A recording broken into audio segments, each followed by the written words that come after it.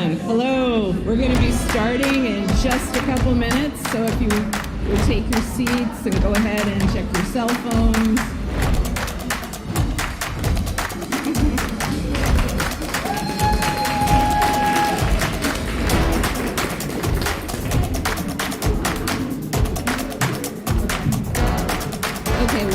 Before we get started, there's a video playing for the virtual audience, so we'll just give that a minute to play and we'll get this show going.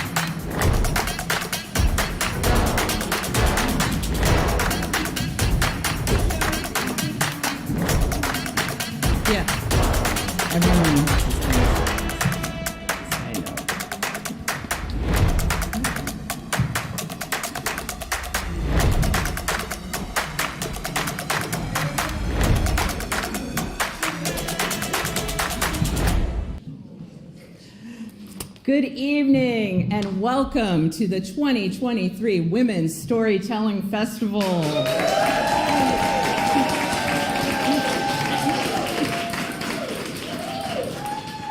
And a big welcome to those of you who are watching us from home.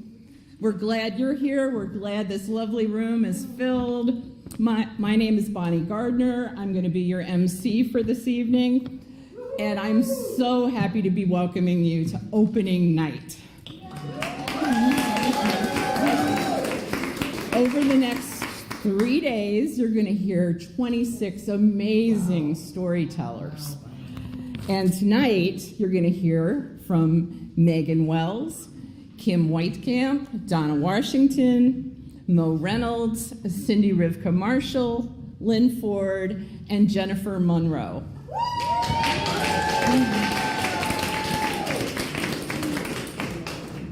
So those of you here have the full schedule in the printed program that you got when you walked in the door. And those of you watching at home, you'll see the schedule on your festival pass or on the website. Everybody make sure to go check out the bios of these extremely talented and accomplished storytellers. So one quick note before we start the live performance. We hosted a special virtual-only showcase just a couple hours ago. That was completely online. It had Emcee Laura Sims and storytellers Ava Abram, Rachel Ann Harding, Rupa Mohan, Ann Rutherford, and Nancy Wang. It was a beautiful show of talented storytellers who unfortunately could not be here in person. But you received a link to watch it along with all your other links, so please make sure you take time to watch that show. All right, so now, one more time, is everyone's cell phone on silent? You can feel free to take pictures, but no buzzes, no beeps, no notifications, no pings, all right? And most of all, let's have a great time. Now, I'm going to bring our first storyteller up to the stage, and that is Megan Wells. Megan is thrilled to be here. She comes to us from the northwest suburbs of Chicago. She's been a professional touring storyteller for 33 years. I don't even believe that. And has garnered 5 national awards as well as regional awards as a Chicago actress and director.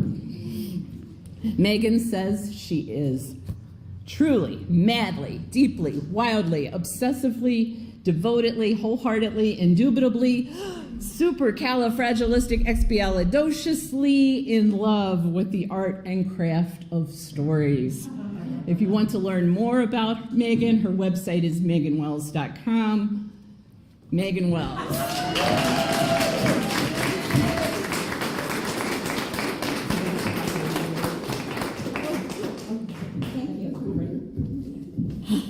I'm a hugger, be warned.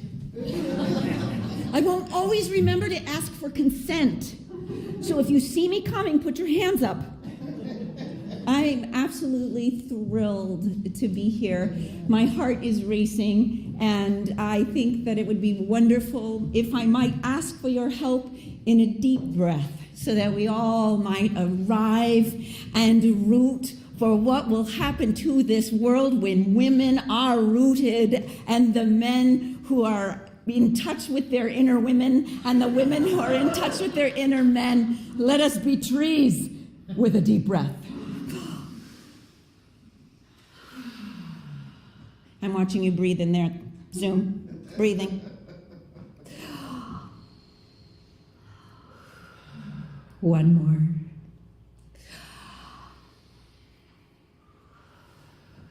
And I say one more because old magic is 4.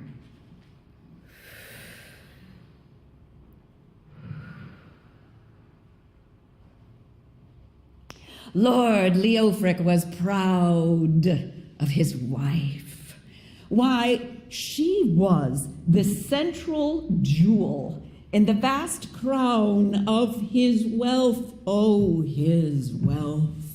He was second only in power to the king. Leofric III, 1000 is the year, and we are in the middle of a Europe that is Anglo-Saxon. He is 6 feet 6 inches tall.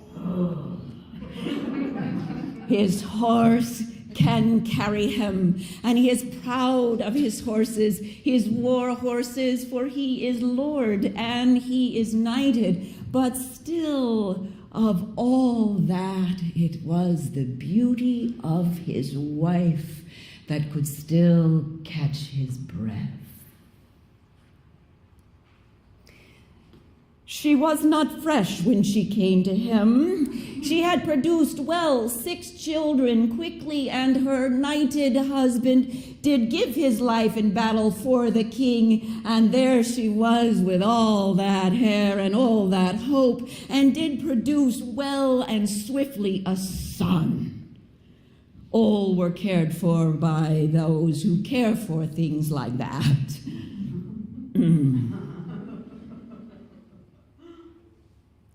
On Sunday, he loved nothing best than to call to the stable boy to bring his horse, his war horse, his quarter horse, and it was saddled, the saddle bedecked with gold. His wife's horse was brought too. It was a rare white Arabian, bred for obedience. And she would be hied upon the back of her horse, and she would follow on obedient horse, obedient herself behind her lord. And out from the great villa they rode until they came to the road between Coventry and the gates, the taxation gates.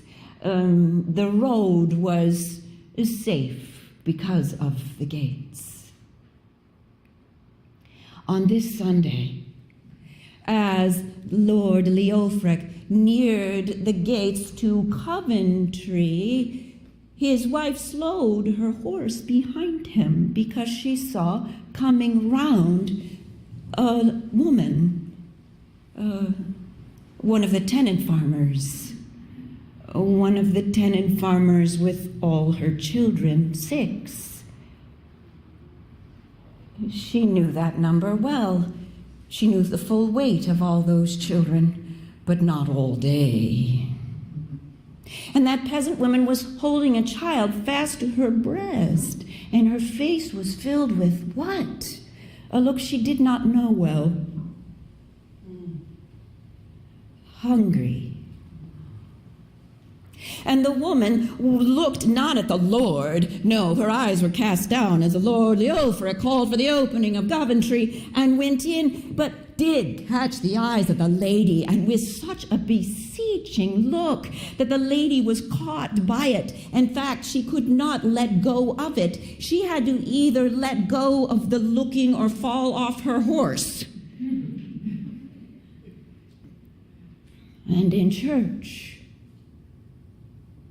listening to the stories, still newly shaped, of a Lord who died for our sins. She heard the story in a different way and was filled with a strange aching. And when she arrived back, after the meal was enjoyed, she found herself unable to rest and found herself going down to the kitchens and found herself just asking there, would anyone know perhaps the story of, I saw her by and 6 children? Yes, my lady, we all know that story. And can you tell it to me? Well, the dysentery. Oh, she knew the dysentery. He had gone and left his body,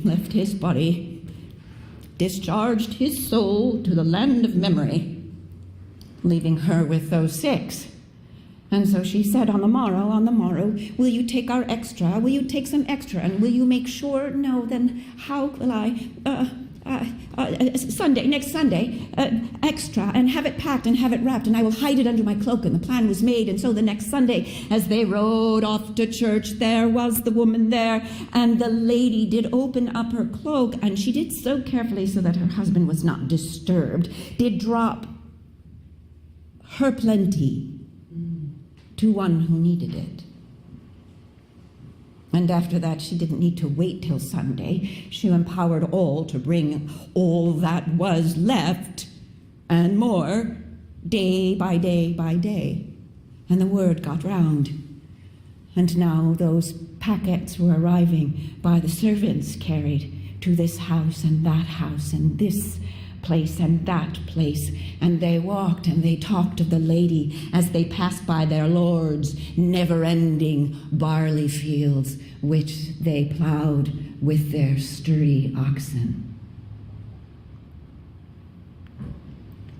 And then the market came, the festival came, and it placed itself right in front of the church, and the lady came alone on her white horse for the street, the road. It was safe for a lady to pass alone, and she arrived there, and on the tables they were bedecked with spices from strange worlds, and tapestries of stories she knew and stories she did not know.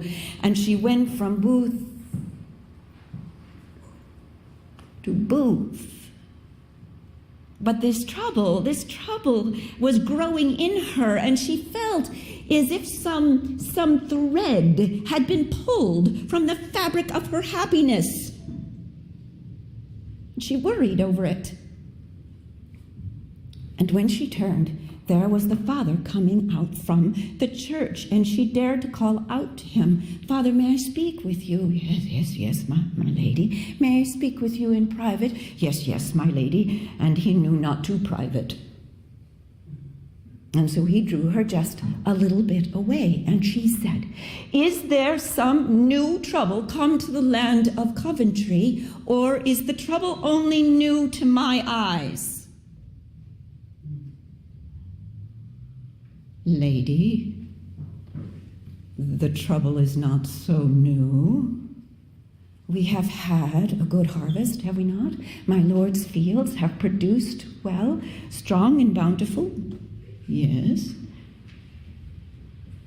"Then I saw upon a woman's face a look of hunger such as I had never known could be." "Yes, and you will see the same on the peasant children, my lady, if you look there." "Why is it that in a time of plenty that children are wearing faces such as this?" Because of the, he looked up, and the merchants there in the booths were staring with their eyes wide like this. Because of they nodded their heads to him, and the father told the truth. Because of the taxes. She didn't understand. All of this had been kept from her. The taxes, I don't understand it. Well, the taxes, they steal too much from a purse that is already bare. The taxes, who is it that sets these taxes?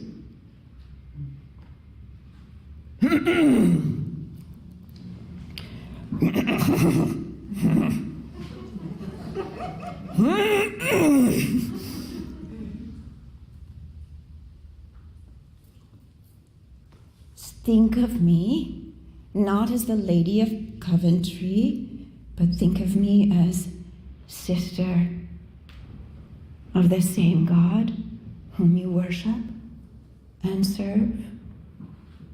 Sister, said he, your husband sets the taxes.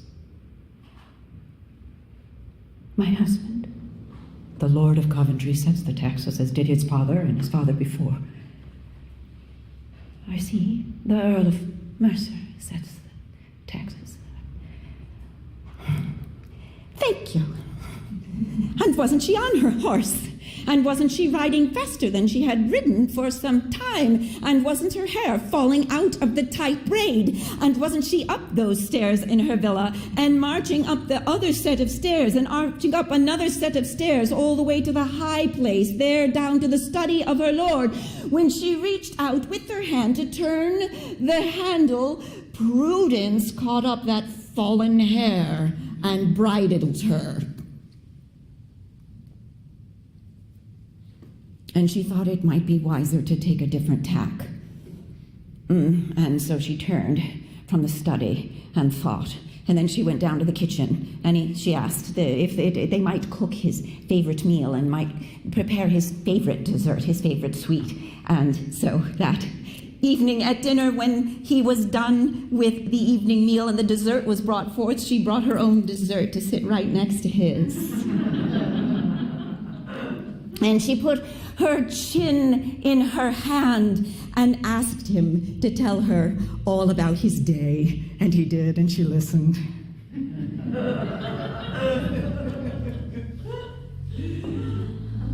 And then she said nothing more.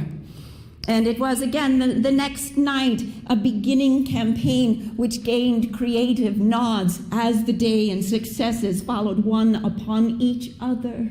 The distance between their bedchambers, made by 6 children and a new son to an heir, was growing shorter. Indeed, she found herself walking from her bedchamber to his without being invited. And afterwards, she would lift herself and place that beautiful chin upon his chest, that fine rug.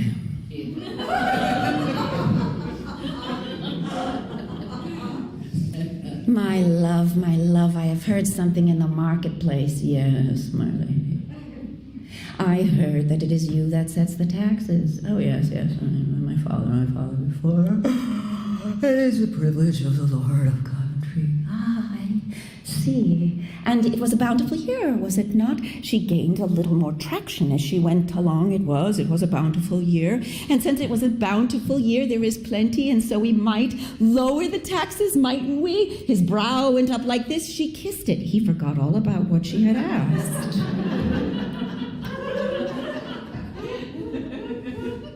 The next night, she came down to dinner in a brand new dress, and he said nothing about it. So she said, "Do you like it?" And he said, "Yes." And she let it be enough. She learned not to speak in over detail until he was done eating. And then she learned it was in the morning, when he was well spent and well rested, that she could unfold her stories and let her heart up into her face.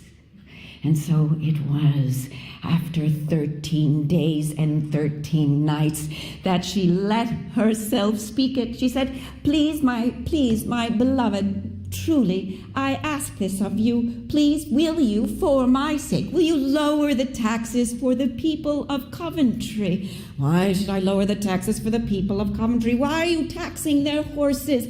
You don't need to tax the horses. They don't need horses. They do need horses. They have oxen to plow their fields. But yet with a horse, they will have both a plow and a ride. She saw in his face that that was the problem.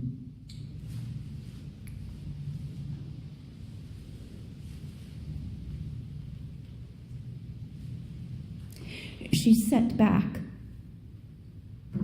and he read her face with a different sense of care. And he leaned forward to his lady and said, "Well, yes then, I will remove the taxes on the horses. I will remove the taxes for the people of Coventry." And then he leaned into her ear and said, "On the day you ride naked through the streets, my lady Godiva."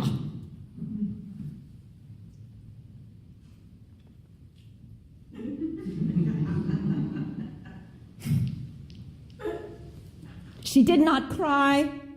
She waited until he left.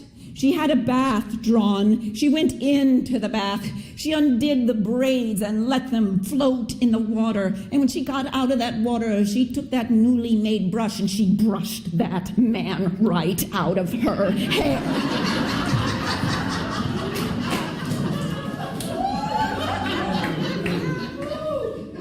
Standing there in front of the polished brass, brushing that long.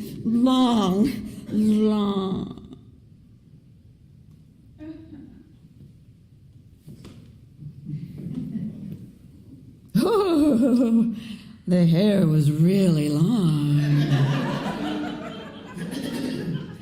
She went straight to her writing table and she wrote a letter to the father, and she asked if the father would tell the people of Coventry to be behind their locked doors with shutters locked tight on a certain day at a certain time. And he quickly sent back his reply that he would do so for her so that she could ride for the people of Coventry. He knew no other details. And so it was that morning that she had let many of the servants go, but for her trusted servant and the stable boy, that she came down just as dawn woke to watch. And he brought the obedient Arabian. Oh, no, the soft saddle.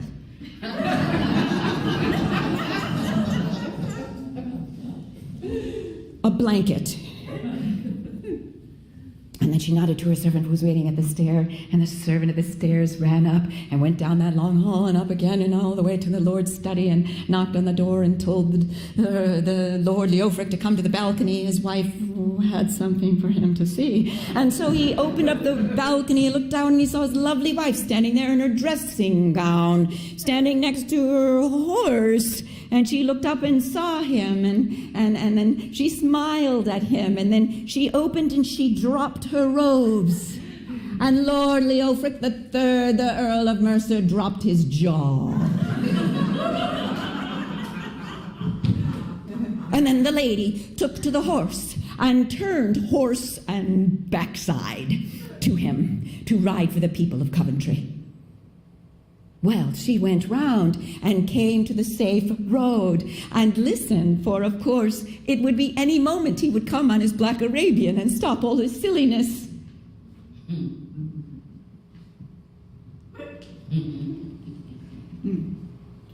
Silence like this. She did not hear her husband. She would have to do it.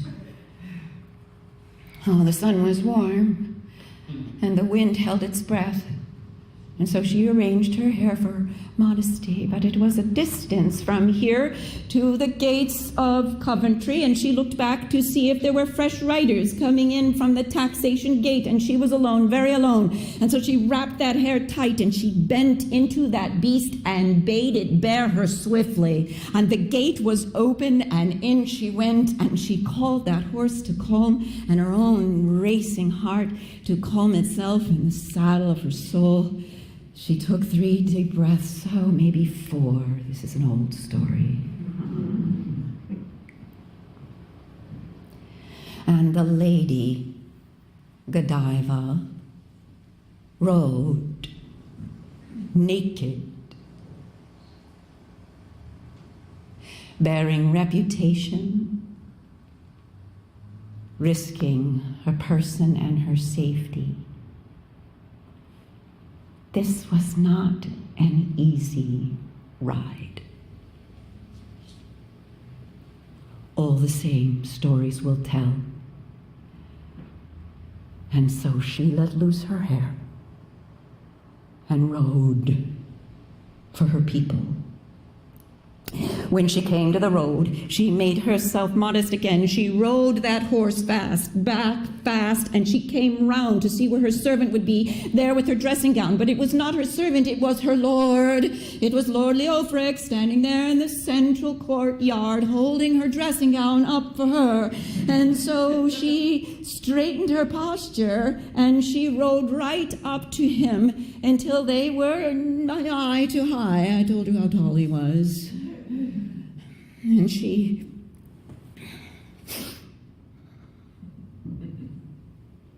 the taxes, my lord. They say Lord Leofric laughed. Oh, not just any laugh. No, they say he laughed so loud that it rang the bells of the church, that it opened the shutters in Coventry. But that would be a tall tale, and this tale is true. But that laugh was a marriage. In that laugh, he opened his heart fully to his wife, which opened the treasury of his trust. And from that day forward, they were paired and partnered and generous. And churches were built and statues were built. If you go to Coventry, you will still see standing all that was made by that equal union, all due to a winding dare, a brave naked ride, laugh.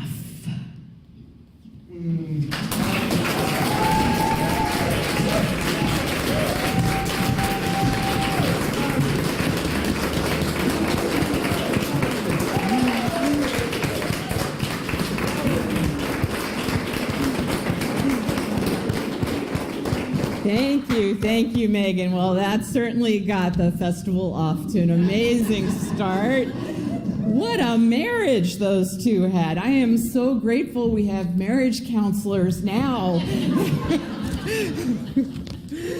Well, we're going to keep things rolling with our next teller, Kim Weitkamp. The Oregonian has said this about Kim Weitkamp.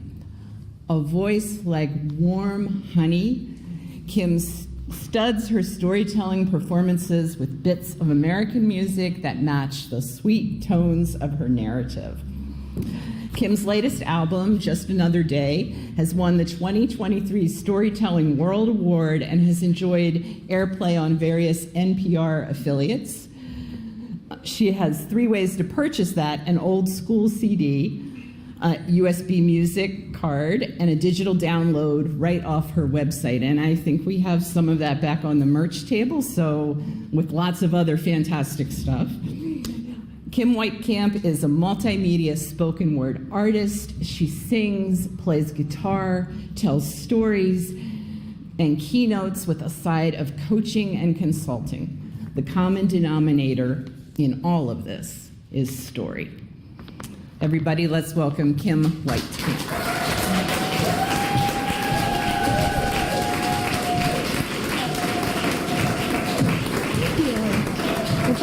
Thank you so much. Yeah. Okay. Well, hello. You know, I don't get nervous, but this is making me a little nervous. There's a lot of my peers here, let me tell you what. And the power is in the house, let me tell you. Well, I love that, Megan. And the only thing I have in common with Lady Godiva is that in my marriage, when I disrobe, there's also laughter.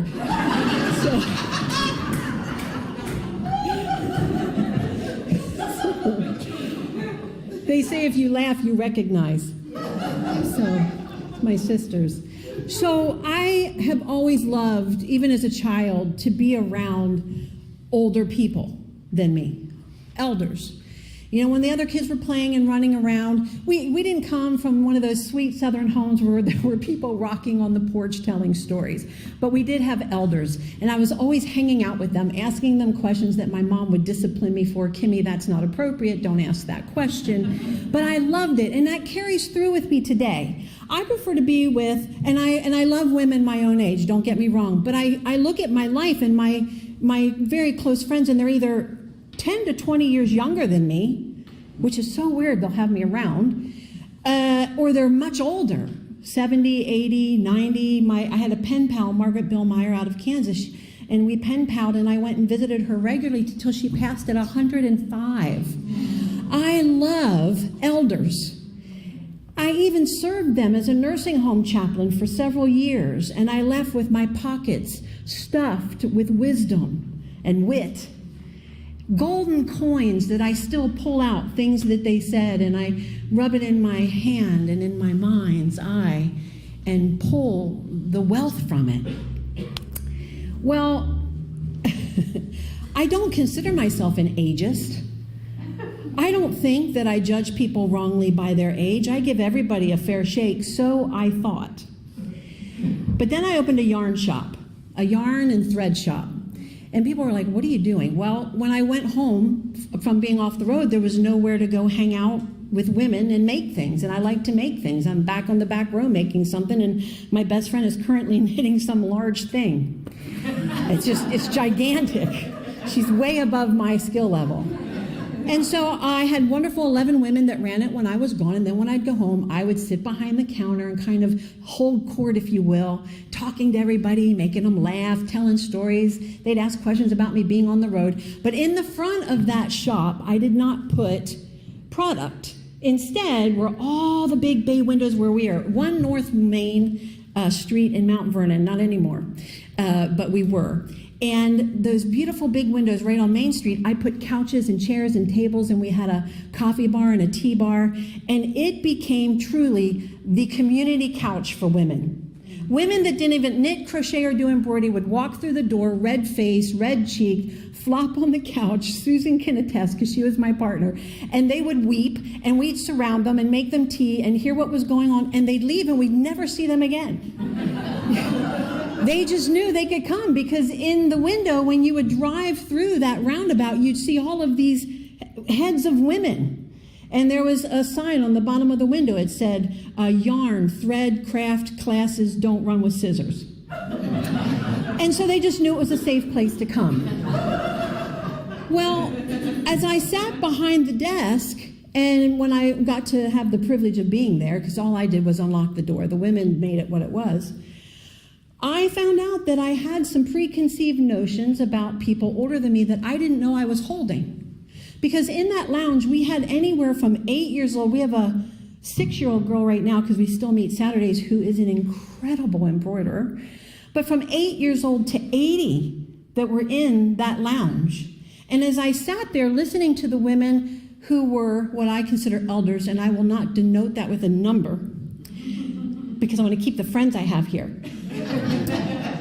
And it changes as I age. I learned a lot, and I would sit there and I'd think privately to myself, I've misjudged the older generation. Who puts the thoughts in our minds that as we become feeble in step, it means that we don't want to run into adventure? Who has put the thought into our minds that because I am wearing orthopedic shoes, that I don't crave travel? Who has made us think that because the color is fading from my hair, that the desire to be wanted and to feel beautiful is fading as well? Who has made us think that because wrinkles, maps of memories on our face, are appearing on our skin, that we don't want it touched and caressed and to feel passion. Well, they set me straight, those ladies in the lounge. And they were constantly depositing golden coins into my pocket that I still pull out to this day. Let me give you an example of a few little surprise golden coins I got. Here's one. Which one do I want to do first? Let's do Maggie. Maggie was telling the ladies in the lounge, and it's the best because we have Kenyon College and the Nazarene College, one of the largest in the country. And those young girls would come in and just sit there very quietly, and they would lean in and listen to all this. And I don't know if that was good or bad, but it was enjoyable. Maggie said, and Maggie was pushing a certain age, I won't say what, but she was definitely getting up there, and she said, you know, my husband is gathering quite an array of odors. And she said, but I have something I'll teach you to do, and it'll come in handy later. Oh, we all leaned in. They're all, She said, what I do, she said, I put some Vicks Vapor Rub on a tissue, and then I stick it in my left bra strap. I keep him to my right. And when it becomes too much, I just... You can't pay for that kind of information. I remember one day that Nell came into the shop. She got a cup of tea, came over, sat down, and we asked her how she was doing, and we knew it was tough because her husband had recently retired at 67, and she was going in about a year, and he was there all the time. Can I hear an amen on that one? And we asked her how she was doing with that. Nell, how's it going? We know that he's there all the time. She's like, I turn around and he's there. And she goes, and he just wants to take naps now. He's napping. And finally I said to him, you're either sleeping or you're like all up in me, right? You're just like right there. And she said, you need to find something to do. And he said, well, I need to find something where I don't have to remember anything. And he said, I'd like to find something where I can nap. And we said, well, what did you do? She goes, oh, it only took me a day to get him into the sleep program at the hospital. Cha-ching, golden coin. Honey, if you're watching, your day's coming. Nothing like a sleep study program. But my favorite conversations that would happen in the lounge were when the women talked about when their husbands thought they were going to get lucky. That was my favorite conversations. Let me give you some examples of the things they said that shocked me, that I now know I need to look forward to. Little golden coins I've stuck in my pocket. One of the women said, oh man, well, I know that he thinks he's going to get lucky. When after dinner he goes in front of the TV, instead of just putting his feet up, he trims his toenails. I didn't know that that was part of foreplay. Another woman said, no. I know that he thinks he's going to get lucky. When I go to the bathroom to get ready for bed, and he's already tucked in, and I look down, and his teeth aren't in the glass. So do you see these wonderful pieces of wisdom that we need to know?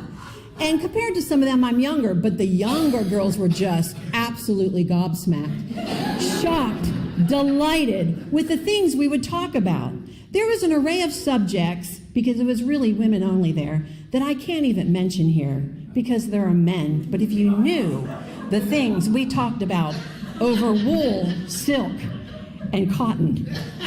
So, with that said, I've been into the shop about 3 years. Lots of conversations, many humans in front of me at that register surprising me, like a woman named Cindy, kind of a very plain woman, thin hair, close to 80, a little frumpy, sweet. She came in about every 3 months. The car would pull up. I'd see her. I'd start getting ready. And you're smiling because you know who I mean.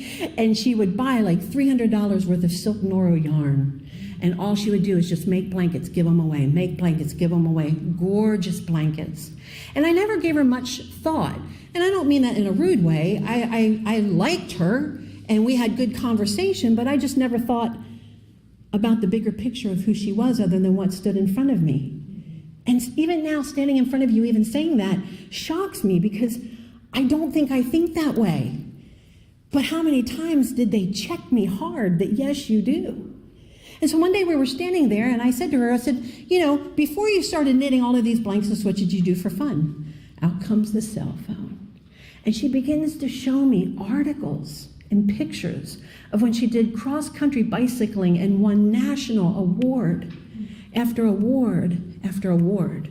Standing in front of me with her knees bent and arthritic, she showed me pictures of winning national awards on her bike while toting a back carriage with a child in it. And my whole world was just like, hard check, gold coin. Well, after about 3 years, I thought that I had pretty much been shocked, surprised, and delighted as much as possible, and that nothing, would affect me anymore until it was 5:45, 15 minutes till close. I was working the register, kind of closing up for the night. I loved that shop. I felt like I was in a Tom Hanks movie and I was Meg Ryan every time I opened the door. It really did. And I was getting ready to close up, and the bell rang on the door. It was a big bell from India. My husband got me. It was just loud, and I could hear it in my office in the other place next door that I had. And I looked up, and this little woman walked in, little teeny, kind of bent and brittle, sweet. She had on a polyester A-line skirt, compression nylons, rubber-soled shoes, purse in the crook, little pink sweater over it, little crocheted pink sweater, tissue sticking out from her watch band, memory foam hair. And I looked up and I said, hello. And she said, oh, hello. And she just stood there. And she looked at the shop. And she said, this is a nice yarn shop. Oh, well, that's all you had to say to me. And I said, I think so. And I said, listen, I'm closing up, but we have 20 minutes or so. You take your time. You look around. If there's anything that you'd like to get, you let me know. And she goes, oh, well. She said, we were driving by, and I saw the signs on the window, so I asked my daughter to stop because I love yarn shops. And she held up her hands. She said, but I can't knit anymore. They were red and gnarled and twisted. Above the knuckles, the skin was bright red with pain. And I said, I understand. Feel free to touch and pet anything. And she did. She began to make her way through the yarn shop. And if you do anything with any kind of fiber, you'll understand what I'm about to say. She would stop and pick it up and give it the squeeze. And then she'd rub it on her chin. And then she'd read the tag of what kind of sheep it was from, what blend of wool it was, and what the collar was called, which is always exciting. She'd put it down. And she made her way through the whole yarn shop, one big circle, big tables in the middle.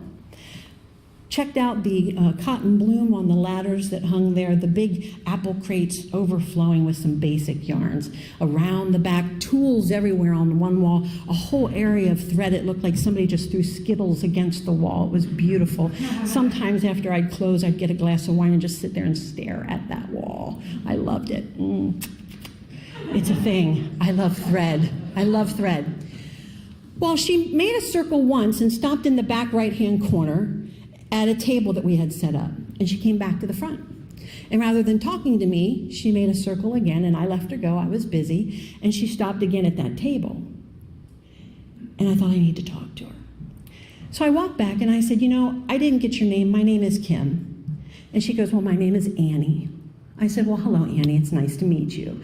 I said, do you know what these are? And she goes, I think I do, but I don't know if I do. And I said, well, let me explain. I said, sometimes when women get a mammogram, they get a call back to go to the doctors, and the news is not good. And sometimes that results in a surgery that can remove one, two, or part. And I said, when they're done that and they heal, they have different options. One is reconstructive, and one is these things that weigh 5-10 pounds that they put into their bra, and it's uncomfortable and sweaty and outrageously expensive. So what we do here, and this is all across the country, is I wholesale my bamboo pop yarn. Bamboo makes it silky, cotton makes it soft, it's good against scar tissue. I wholesale that to my ladies, and free of charge, they knit these. And I held one up. I said, it's a knitted knocker. I said, the knitted knocker slides gently into your brassiere. You wear it around the house for about a week, it conforms, and then you're ready to go out in public and no one will ever know. They're lightweight, you won't sweat, and they're free. She said, free? I said, they're free. 20-minute conversation about that. They can't be free. I promise you they're free. So I looked at her and I said, Annie, I said, do you need one of these? And she began to tear up. I said, 2 of these. I said, how long ago? 13 years. She said, I always wear this sweater, even when it's hot. Because when I go out, I think everybody sees it. And everybody knows. And so the sweater makes me feel better. And I said, well, we can fix that. I said, listen, we've got darling pink, silken gray, sky blue, flesh-colored, and many different arrays of flesh colors. I said, you tell me what colors you want, and we're going to make it happen. We always put them in pink boxes with polka dot paper and silk ribbon, so it felt a little Victoria's Secret minus a little. And so she stood there and she looked at it and she was very excited about this possibility. And I said to her, Annie, what colors did you decide on? She goes, I love the silken gray and I love that darling pink. I said, great. Well, we had a beautiful pink dresser top that pulled out and had the sizes A, B, C, D, double E. And I said, so what size were you before you had your surgery? And she said, B. I said, great. And I began to pull the drawer out on the B, and that gnarled hand came out and touched it and said, leaned in and looked at me, and she said, honey, I think this time I'll take C's.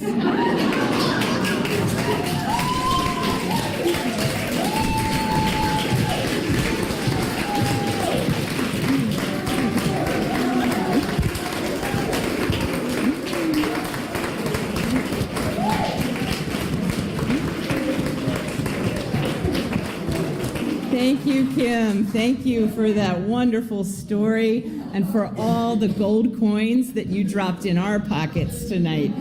That was absolutely beautiful. All right, well, we're going to bring up our next storyteller, and that is Donna Washington.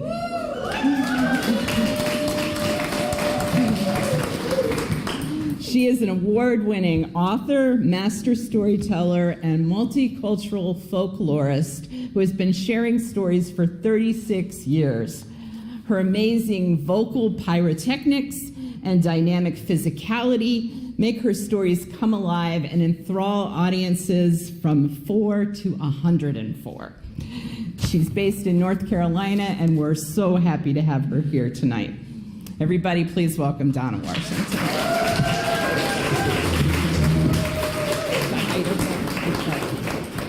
Oh, my goodness. I am so honored to be here with so many amazing women storytellers. Oh, my gosh. We started with an actual lady. That sounded like folklore. And then we got some actual ladies who gave us folklore. Or real lore. So I thought that I would do a piece of actual folklore. Now, I would like to honor the woman who told me this story and then told me I could tell it. Her name is Janice Del Negro. She is one of my mentors and one of my sheroes. She was there, she gave me my very first job as a storyteller years and years ago, and then when the Chicago Public Library kept not paying me, she paid me out of her own pocket. So this one is for Janice Del Negro, and it's a story that she created and has given me permission to tell. It's called The Fairy Boy. So there once was a handsome fishwife, and she had a beautiful, beautiful blonde, blue-eyed boy. A beautiful baby. He was a laughing child. He was so happy all the time. And she would take him down to the shore when she searched for the bits of fish and the bits of this or that that her husband used as bait when he went out to fish. And one day she had the baby in a creel, which is a kind of basket. And she had left the baby there on the shore, and she was picking up bits of this and that. And old Gray Ellen came by and said, "Woman, what are you doing?" She didn't pay any attention to old Gray Ellen. No one really did. She was an old woman who lived in a little cave over by the sea, and everyone said she was crazy. So you just smile and nod at her. So old Gray Ellen says, "You shouldn't leave your baby like that. If you do, the good folk will do you a bad turn." And okay, thank you. And she kept working. Well, after she was done and she'd collected up what she needed, she picked up the baby and she thought of old Gray Ellen and she thought, "The good folk will do me a bad turn. Why would the good folk do me any harm? I've never harmed nor hair of their head, nor sole of their shoe, nor sole of their foot, nothing. They wouldn't bother me." And she took the baby home, and she put the baby in the cradle, and she started getting the supper ready. And as soon as she started doing that, the baby started crying. Not crying, wailing. That sound the baby makes when it hits the top of its register, and then it just holds the note. The lungs on this child. But it never made that sound before, not like this. So she went over, she started rocking the baby. She was rocking the baby, she was bouncing the baby, she tried singing to the baby. It just got louder and louder. And we all love our children. But there are moments. And then she looked at the baby and she said, "What is wrong with you, my child?" And as soon as she said that, she realized something was wrong with the baby. Her child had pale, fair skin, and this child had dark skin. Her child had beautiful, soft, fluffy blonde hair, and this child had wiry, dark hair. Her child had blue eyes, blue as the sea, and this child had eyes the color of walnuts. And the ears. This child had really sharp ears. This was not her child. She put it back in the cradle and she said to herself, "Gray Ellen was right. I've turned my back on my child near the sea, and the good folk did me a bad turn." Well, she's smart enough to know when she was wrong.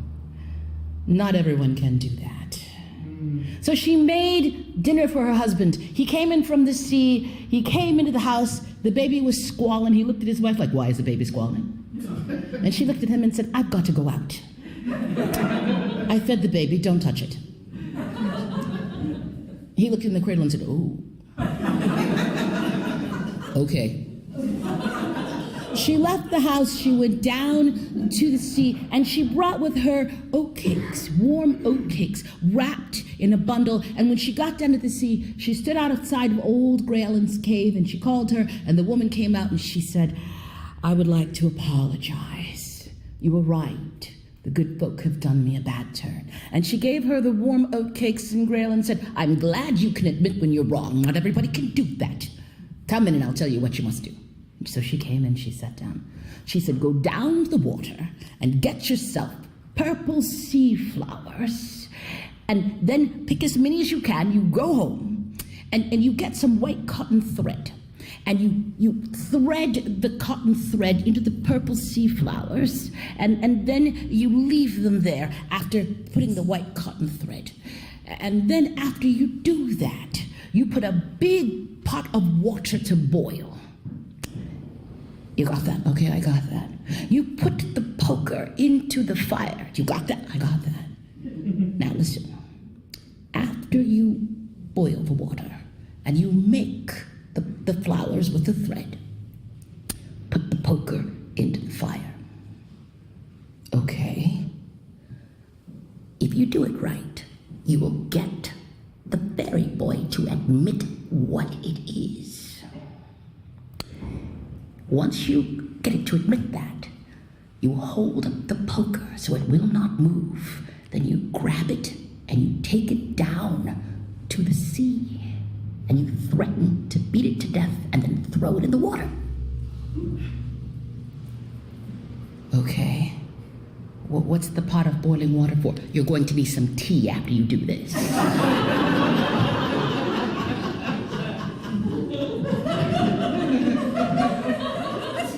Okay. She said, if you do it right, you'll get your child back. She said, okay.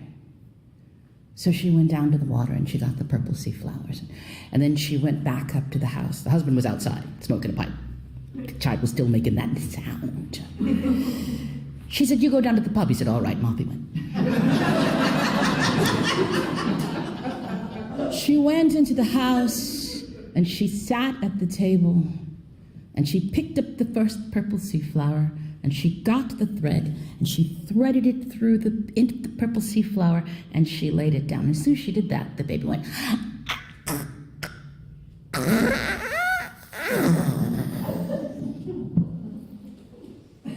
She put the poker in the fire. She put the pot of water on the fire. She picked up another purple sea flower. She threaded the thread to the end of it. She laid it down. The thing in the cradle went.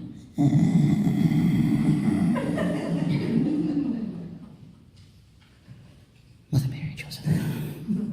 She got another flower. She threaded the thread to the purple sea flower. She laid it down. Two little hands grabbed hold of the edge of the cradle. And a great big head came up and looked over the edge.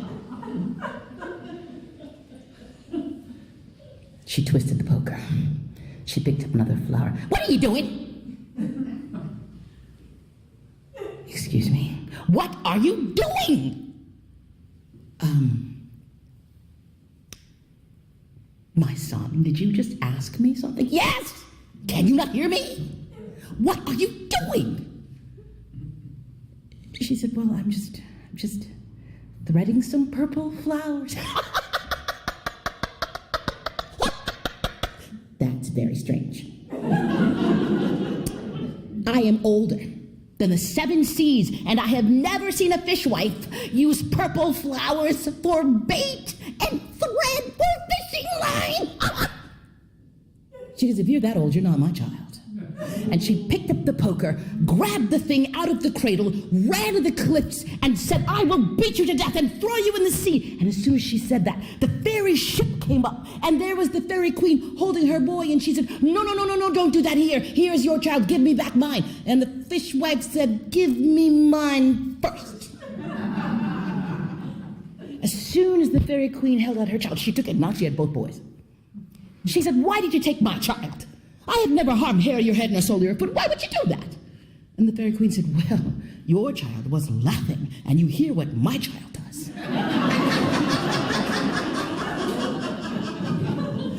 I want my child to laugh. She said, you could have asked. Look, I'll keep them both, and I'll work on it. And the fairy queen said, well, fine. And she left. And now she had 2 boys. She bounced them both. She made another creel. Her husband didn't ask her any questions. Some things are best left to women, I say.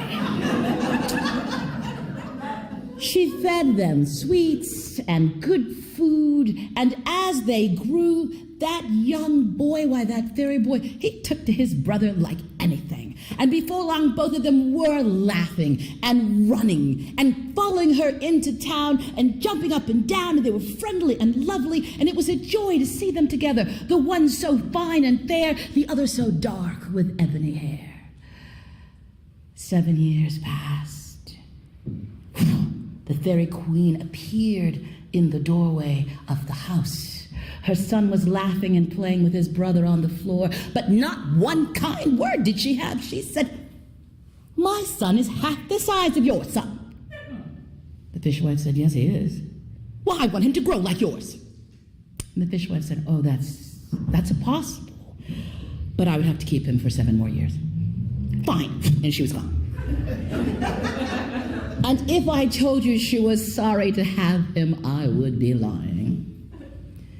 And so for the next 7 years, she fed them both up. She just fed them up. And that fairy boy, oh my gosh, he was wonderful. He helped with everything, with the chores, and he helped out with everything his mother asked. And that the father, he would take them both out on the boat, showing them how to sail. And that young man began to grow with his brother until they were a pair. They didn't get to be 6'6", but they were quite tall. And the young women in town thought it was quite a joy to see them together. The one so fine and fair, the other so dark with ebony hair. 7 years passed, and the fairy queen, she was in the kitchen again, looking at them, looking at the fishwife, and she said, "Tell me something."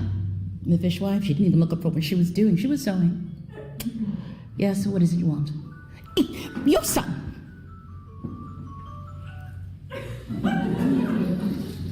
"Your son, is he going to learn to fish?"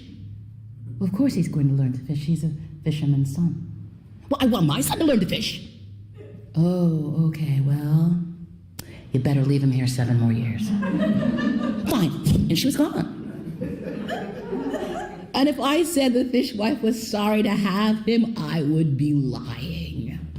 And for 7 years, the fisherman taught his sons to fish.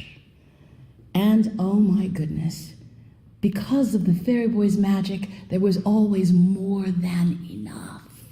And they gave out what they had extra freely. And the people did well because they shared what they had.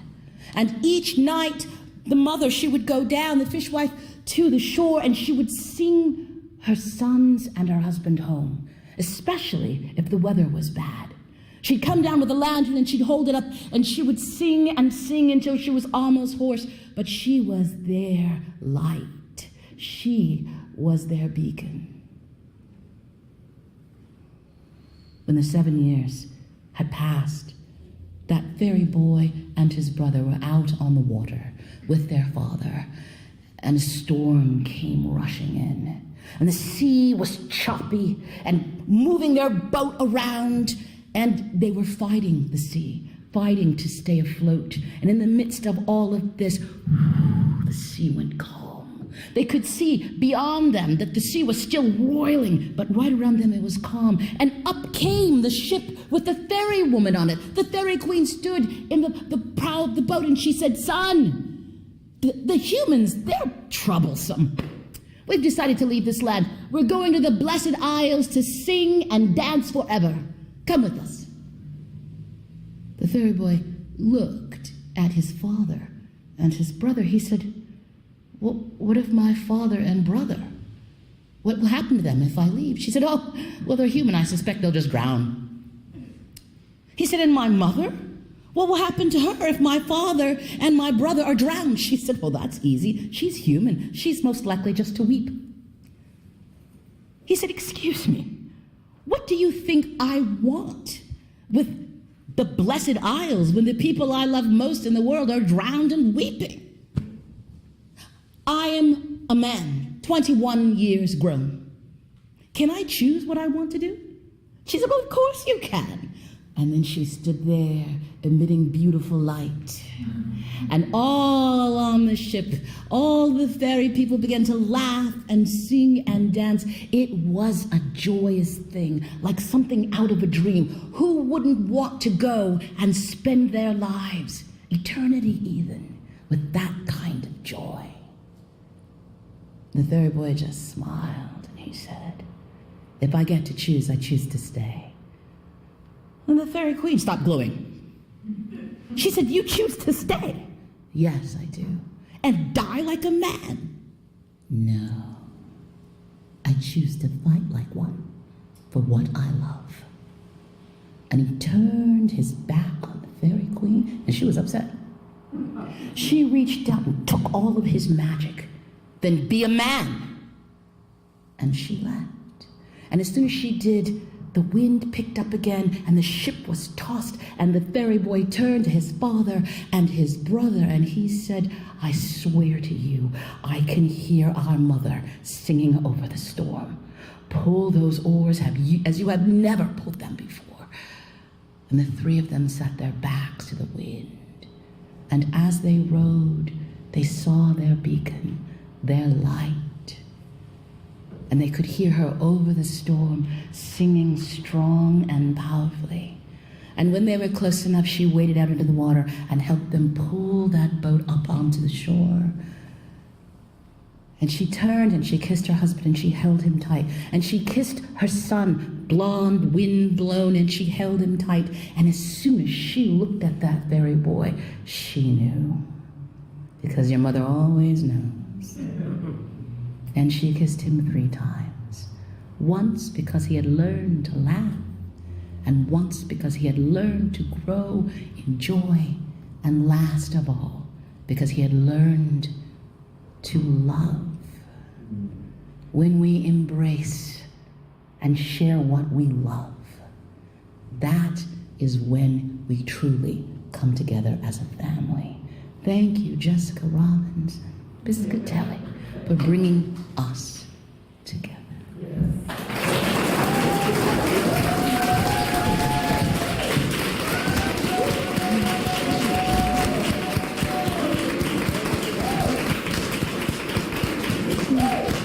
Thank you, Donna. Thank you. That was absolutely beautiful. Thank you for that story about the power of family, especially the family we choose. That was wonderful. All right. Well, our next storyteller is Mo Reynolds. Mo Reynolds has tried to like knitting and crocheting. But the only weaving she really enjoys has to do with words. Although, Mo, I think if you hung out at Kim's yarn shop, this would be a completely different introduction. Based in Idaho, Mo travels the country weaving her personal stories with folk and fairy tales, throwing in a tall tale here and there for good measure. She performed at the National Storytelling Festival Exchange Place in 2022. Yeah. And she'll be featured at the Stone Soup and Kansas Storytelling Festivals this year in 2023. Mo shares stories to foster connection, encourage confidence, and invite compassion. Plus, it's just a lot of fun, right? Everybody, let's welcome Mo Reynolds.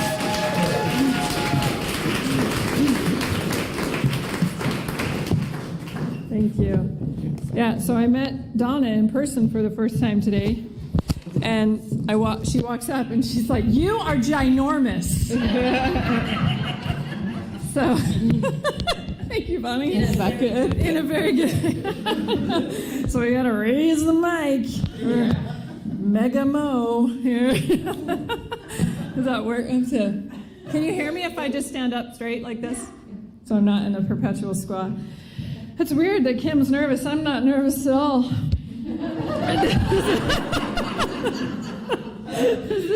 This isn't nerve-wracking whatsoever to follow those 3 women. It's not a big deal. But seriously, everyone is, they're so kind. I know, I'm ginormous. I feel like this room is so full of like positive energy that I could read the phone book and you guys would be like, "You're so brave." That was the best phone book I've ever heard. You're amazing. I love your bandana. Like, I just feel like I could just say the end and everyone like, "Good job." But I do have a story to share with you, and it's a story I've never told before, and which makes me less nervous. I mean, I've told it to my empty car a few times, but I've never performed it, and it was one that I really wanted to share tonight. Well, hopefully it will make sense at the end of why I wanted to share it tonight.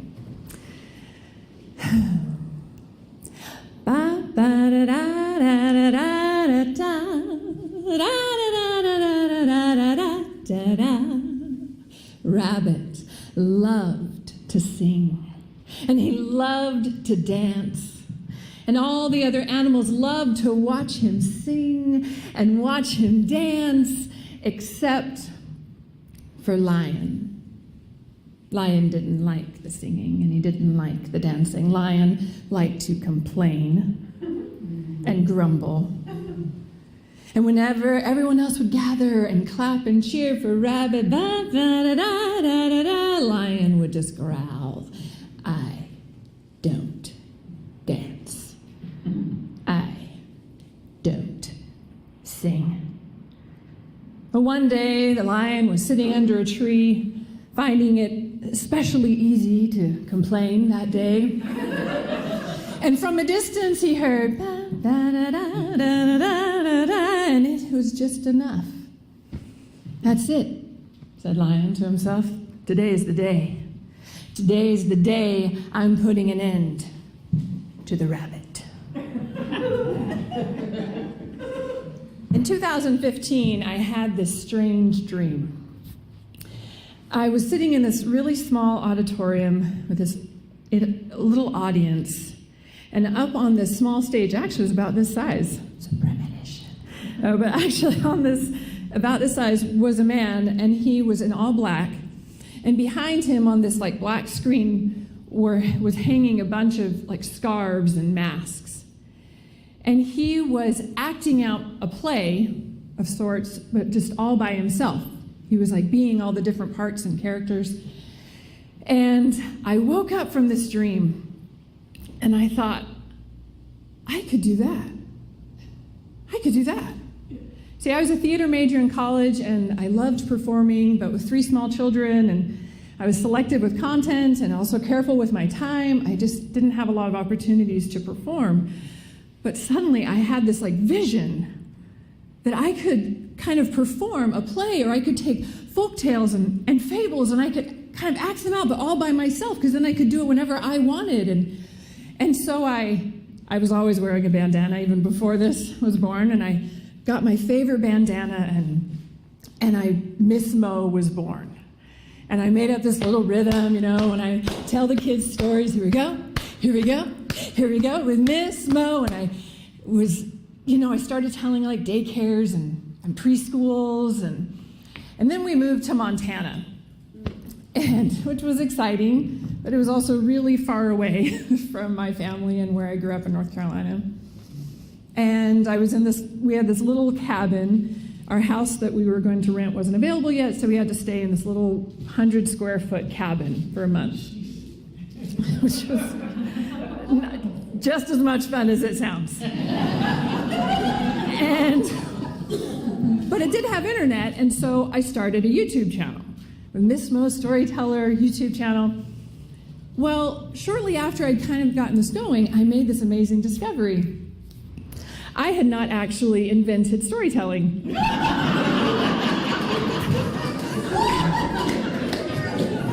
I know. And so I learned that there was actually a building, and it was called the International Storytelling Center. It was in this little town. You guys should go. It's called Jonesboro, Tennessee. And I discovered that there's like a whole storytelling world. Now, when we moved to Montana, I told my husband I will go on the condition that once a year I get to go on a solo trip with me and my mom. And this was very important to me. And he wisely agreed.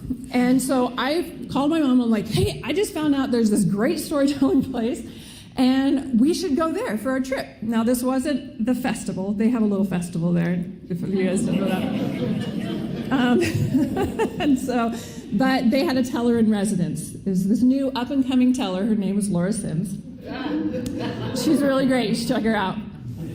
And so we went. We got a little bed and breakfast, and we were going to go see Laura Sims perform.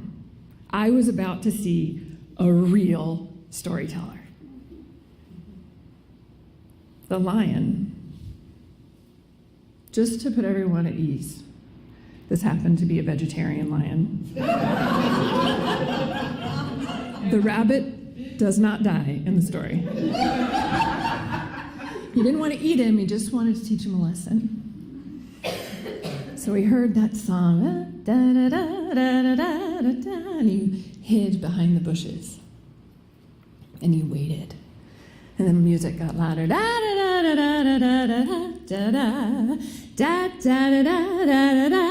And then now, we are women, hear us roar. If you'd like to help with the roar, feel free. And then at that moment, the lion jumped out and gave a roar. And it worked. It scared the music right out of Rabbit. I was excited to see a storyteller. I was also terrified. Because I thought, what if what I do isn't what she does? What if I think I'm a storyteller and I'm not? What if I'm a fraud? And so we went to the auditorium, and there she was, in her bangled bracelets and her beautiful scarves, just Laura. And I sat, and I waited. The rabbit just sat. You couldn't hear it. You couldn't feel it. And the lion laughed. Sing and dance now. And then he turned and walked away. But then, Rabbit heard a beat.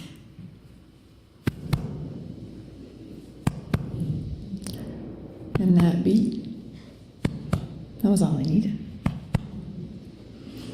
I sat there and I watched Laura Sims weave stories of wonder and magic and humor and heart. And while I saw that I had so much to learn and so far to go, something in her beat, it felt like mine. And I was a storyteller. Woo!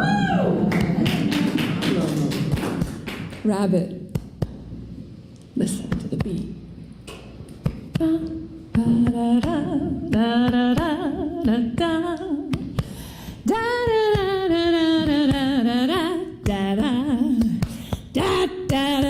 And the lion turned around, furious that the music had returned, and he started prowling towards Rabbit. I don't dance. I don't sing. I da da da da da da da da da. And then something happened. The very tip of Lion's tail began to twitch.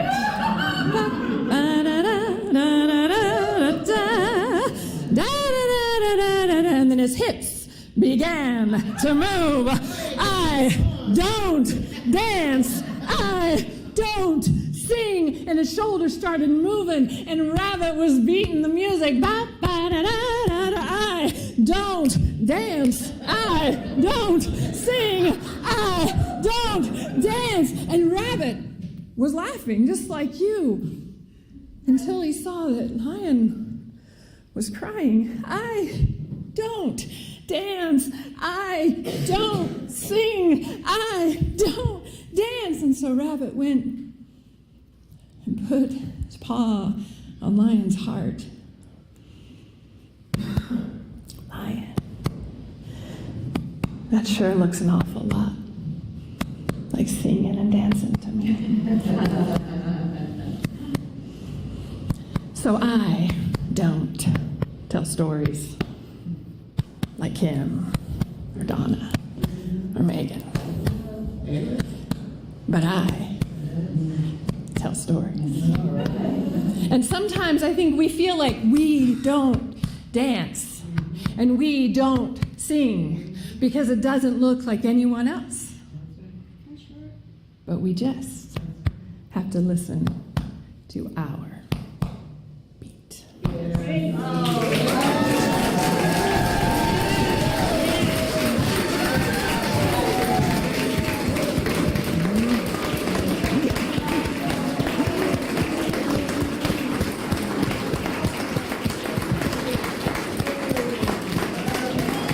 Thank you, Mo. Thank you for such a great story.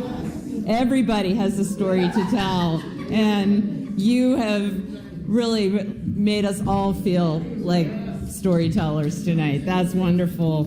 Well, how's everybody doing?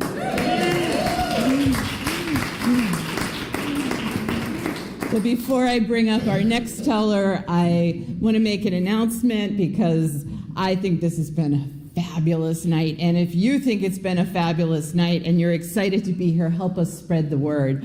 Tickets to watch the recordings are available until March 31st, and people can still watch live tomorrow and Sunday. So go to bettersaidthandone.com/women's-festival or hashtag Women's Story Fest on Instagram, and you'll be able to find more information to help us spread the word, because I think your friends aren't going to want to miss any of this. All right, our next teller is Cindy Rivka Marshall, who comes to us from the Boston area.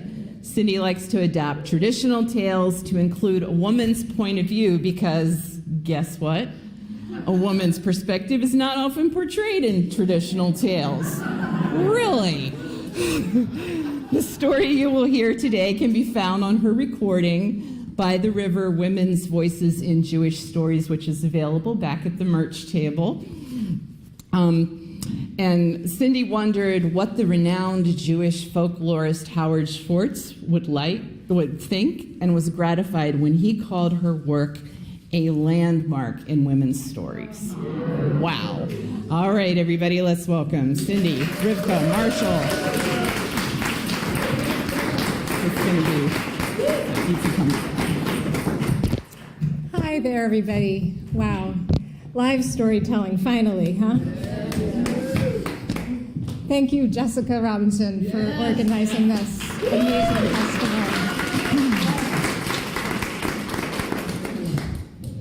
Well, as soon as I knew I was coming here, I thought, I know one of the stories I want to tell for sure.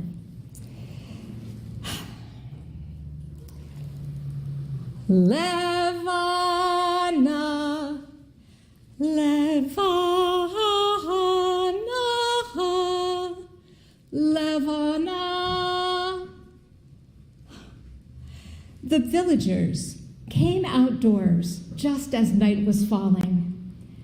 And as they stood there under the open sky, they were amazed to overhear this conversation between the moon and the sun. Oh, will you look at those people on the earth below?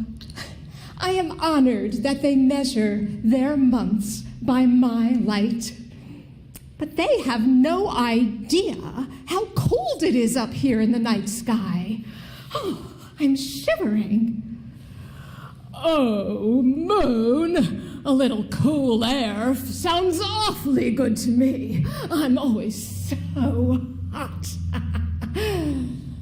Yes, well, sun, I come out sometimes during the day, but you never come to visit me at night. So you have no idea how cold it is in the night sky. Well, moon, why don't you just put something on already? A sweater, a coat. I just don't have a thing to wear. I have an idea. Do you see those people down below? There are many skilled tailors on the earth. Maybe some of them could make you a garment to wear, maybe even in time for the next new moon. Oh, well, I certainly hope they'll try. Well, the next morning, the tailors all got together. Did you hear that? Skilled tailors, that's us. What, now we're taking orders from the sun? The problem is, how will we ever measure? The moon is forever changing size. And what material could we possibly use? The tailors concluded that it was not possible.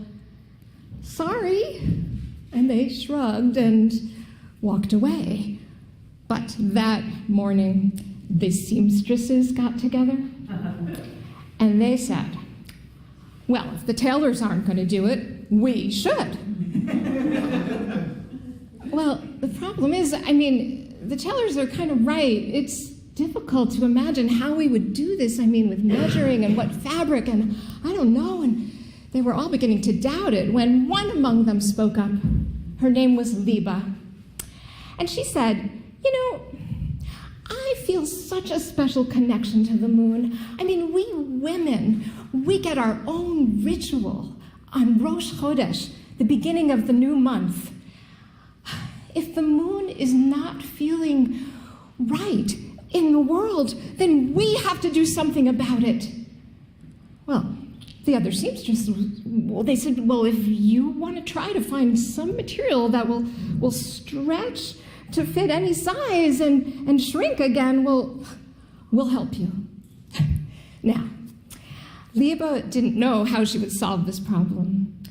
First, she set off and went walking until she came to a farm, and there were sheep. The sheep were shorn to make wool, and it was spun into yarn, and she thought, "Oh, if I just knit that loosely, maybe it will make a good blanket."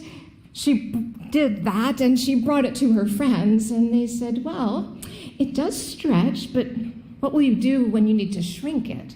"Oh, I know, I'll put it in boiling water." Well, she did that, but then you know what happened, right? It would not stretch again. So that idea was not going to work. Next, she walked down near the water, and she saw some fishermen. They were tying knots in rope to make nets.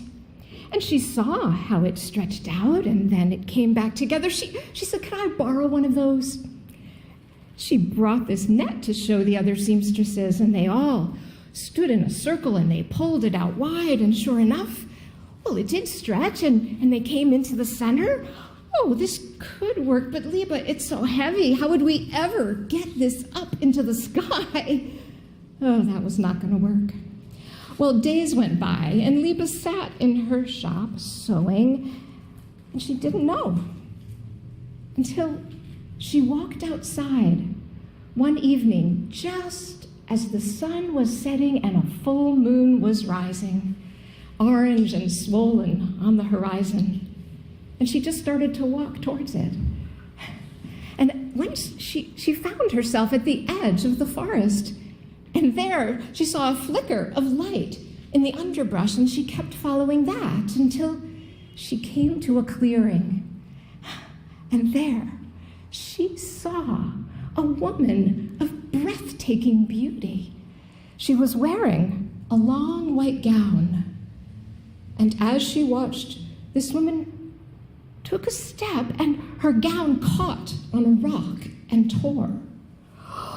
"Oh, the royal gown! Oh, this has never happened before." "The royal gown? Who are you?" "Oh, hello. I'm Liba. I know how to sew. Could I help you?" "Oh, come and look." And together they held the hem of that dress. Liba pulled on a loose thread, and it seemed to dissolve into thin air. But just then the moon rose above the clearing and shone down on them, and they held the gown together. They turned it and turned it and turned it again until it seemed to grow before their eyes, and the gown was whole again. "Oh, Liba, you have helped to repair the royal gown. Why, you have helped to repair the world." Liba looked down at that rock, and she saw a tiny scrap of the fabric there, and she lifted it up and began to hold that in the moonbeam. And together the two women held that as it grew and grew into a large cloth. "Oh, can I have this? I think it's just what I've been looking for." Well, the next thing Liba knew, she was home, and she was waking up in her chair, and she thought it had just been a dream. But then she looked down, and she saw the glowing fabric. She ran to show the other seamstresses, and they said, "Yes, look at how it stretches and shrinks." And they said, "Yes, we will do this together." And they made a garment for the moon. in time for that next new moon, when the women were gathering on the hillside under the open sky. Levana, Levana, Levana. And as they gathered, well, they made a big circle, and Lipa saw across the way, she was sure that was the princess herself.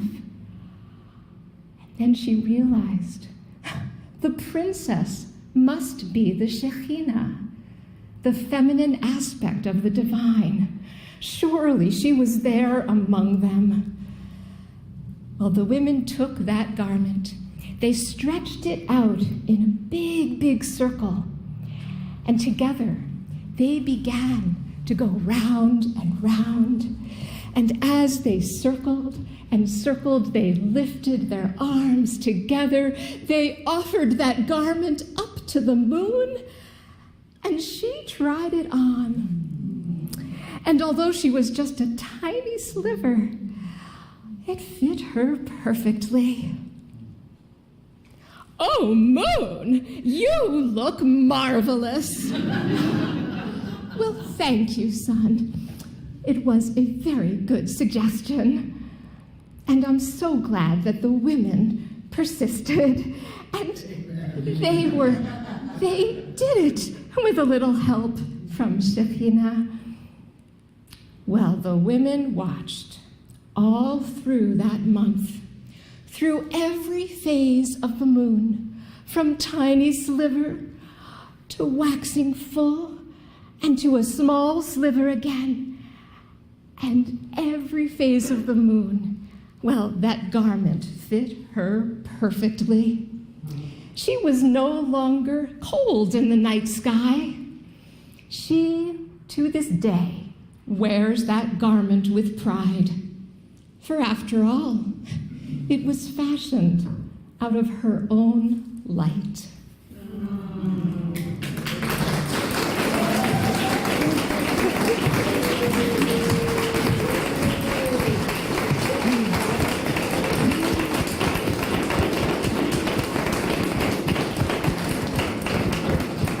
What a beautiful, powerful story, Cindy. But can I get a pair of jeans made out of that material? All right, now our next storyteller is Lynn Ford, and Lynn is going to come up here and tell us a creation story for the big folks. A how and why tale she adapted from her Aunt Queenie's telling about men and women. Lynn thinks you're old enough to hear this. All right, let's welcome Lynn Ford.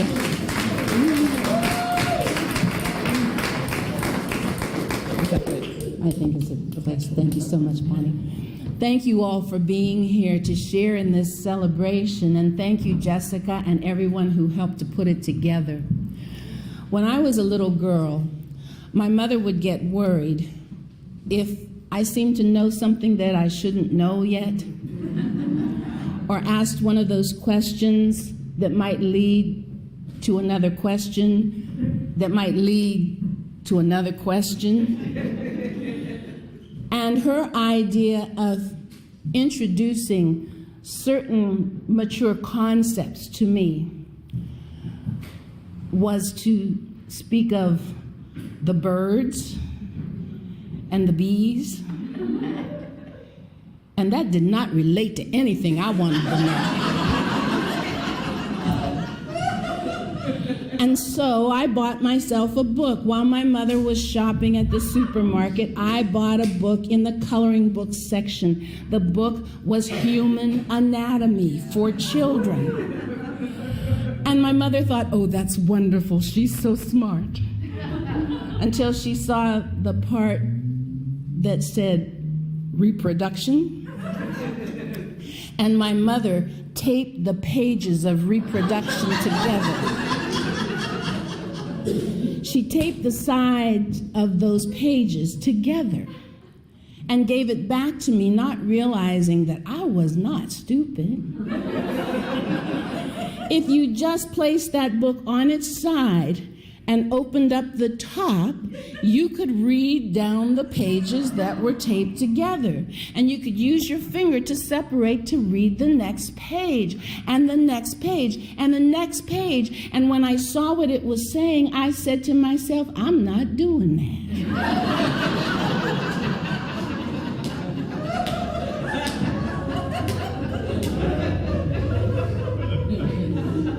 But I got to a certain age, and the boys that I used to beat up, they looked kind of good.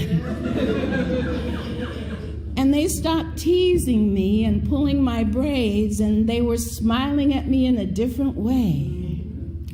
And instead of playing basketball with them, or playing hide and seek all over the neighborhood, up the hill and down into the valley until our mothers would holler for us, and everybody had a holler, you knew when it was time to come home. I would put out some lemonade and glasses, or some ice water, and bring out my little record player, and put on my little 45s, and sit there in my shorts with my legs crossed in my little top that was nothing more than a handkerchief with a ring rung through it. The ring went around my neck, the handkerchief tied in the back. Some of y'all know what I'm talking about. I was born in those days, and I would try to sit there and push myself out a little bit because there wasn't nothing in that handkerchief.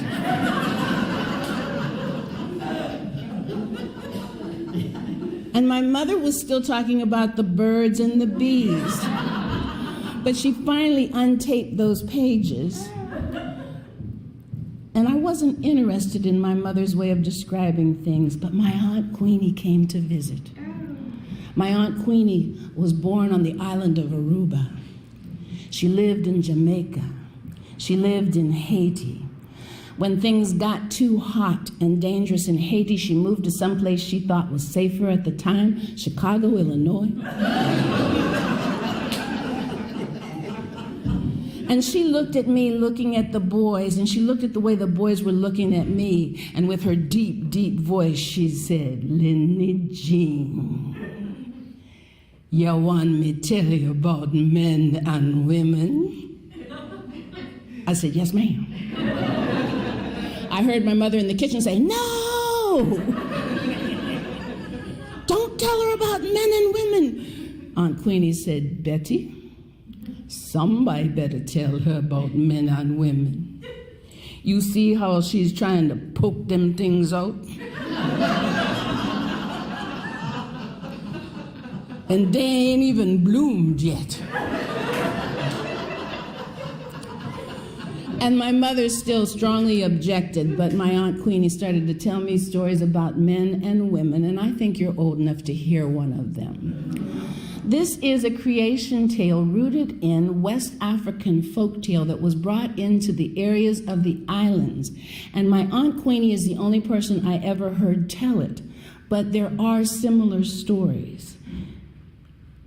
And it begins in her way with long ago, when the world was new and things had not quite settled into the way they would one day be. Papa God decided that he would create a granny woman because he knew that all the people who were to come would need the wisdom of an elder. But one day, Papa God heard the granny woman complaining. And he went to her and asked her, what is wrong with you? And she said, I'm bored. He said, oh, you need companionship. She said, those people that you created, man and woman, they didn't come seeking any wisdom. They didn't come at all. They didn't ask me anything. Nobody asks me anything. I am bored. Papa God said, oh, you need friendship and companionship. And the granny woman said, I need a job. Give me something to do. And Papa God had an idea. He said, well, man and woman aren't quite finished yet. You can help me to complete them. And he walked with her over to a huge tree, and he set a table there for her and a chair upon which she could sit. And into the tree, he put the last things that man and woman needed. And the granny woman looked into the tree.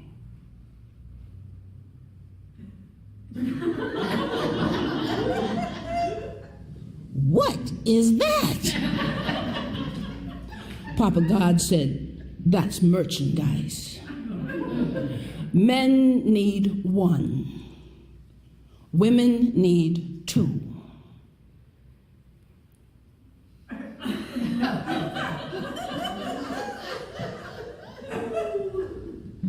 Sell them their merchandise. Set a good price so that they appreciate their merchandise. And Papa God walked away. The granny woman said, wait a minute. What do they do with these things? Papa God said, oh, just tell them when they get them, just fall together. They'll figure it out. Well, the granny woman sat there, and along came woman, and she looked up into the tree, and she asked, what is that? The granny woman said, that's your merchandise. Men need one, women need two. So woman looked at woman's merchandise, and she asked, do the big ones work any better than the little ones? The granny woman said, far as I know, they all work the same. Woman said, well then, give me a pair of medium-sized ones. And the granny woman reached up and gave woman her merchandise. And woman tried on her merchandise.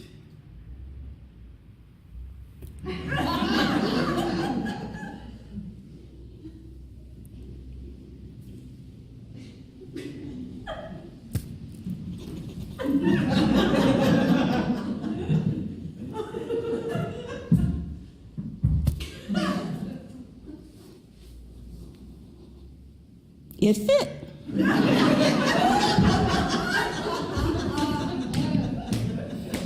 And so she paid the price that the granny woman set for her merchandise. Now, no one knows what that price was or how it was paid, but woman began to walk away.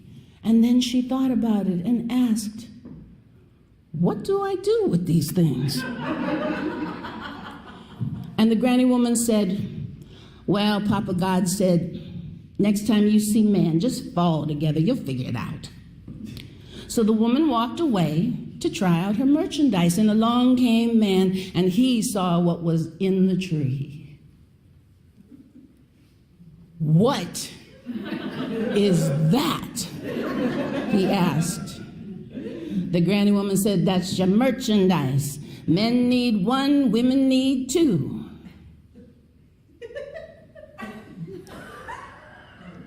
Do the big ones work any better than the little ones?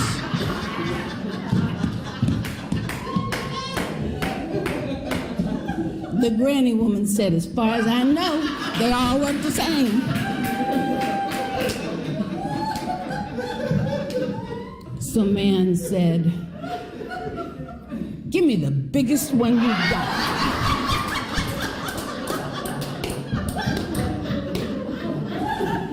And the granny woman gave man his merchandise. And he tried it on.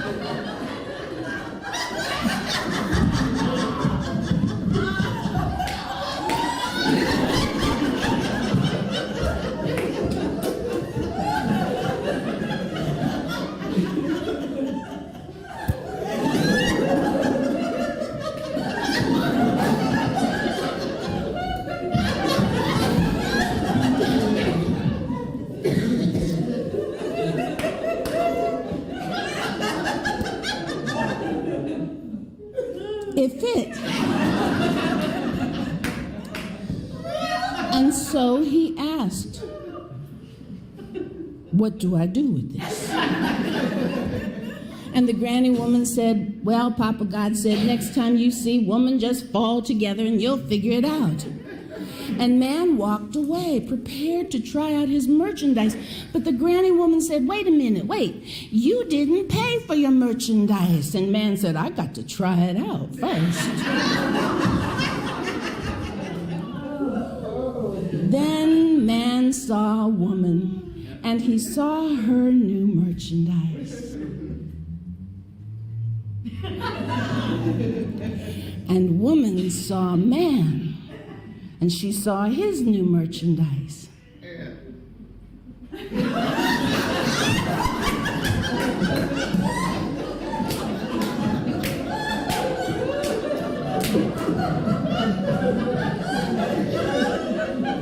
But they fell together and they figured it out.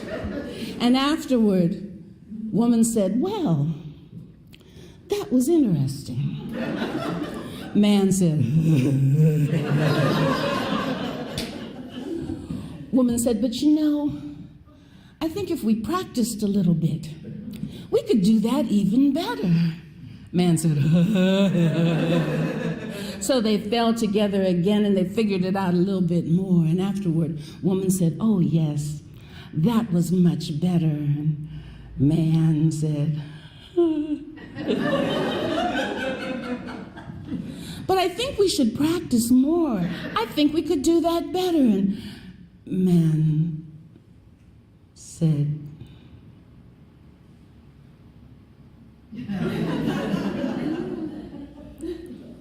I don't think I can.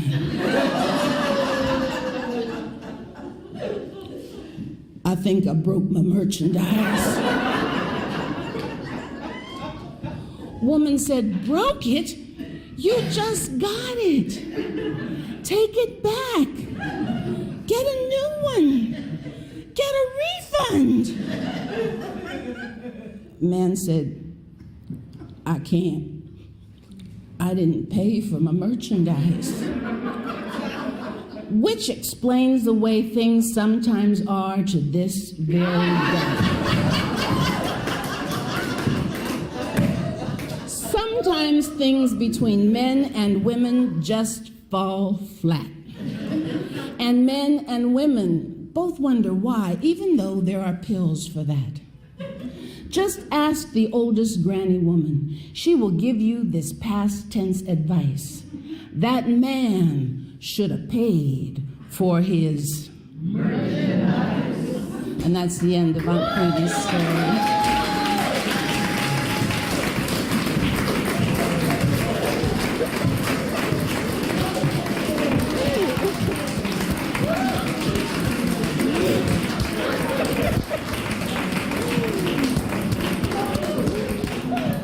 My goodness, Lynn, that was something.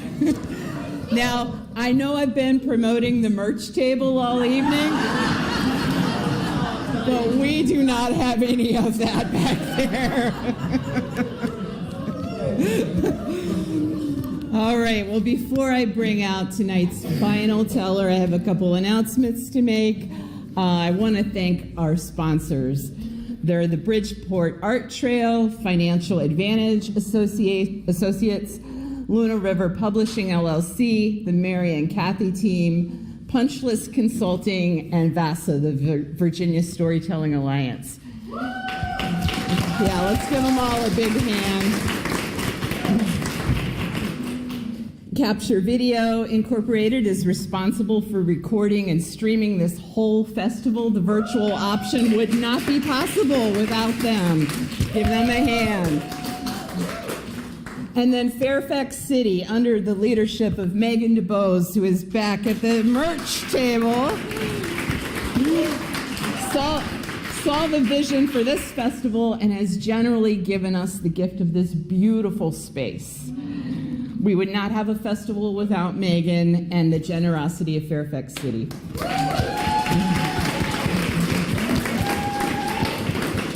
Okay, our final teller tonight is Jennifer Munro. Jennifer says that this story is a deliciously wicked tale about men and women. And she thinks Aunt Queenie would approve, but warns that one scene is sexually explicit. However, Lynn thinks you're old enough to hear it. Everybody, Jennifer Munro.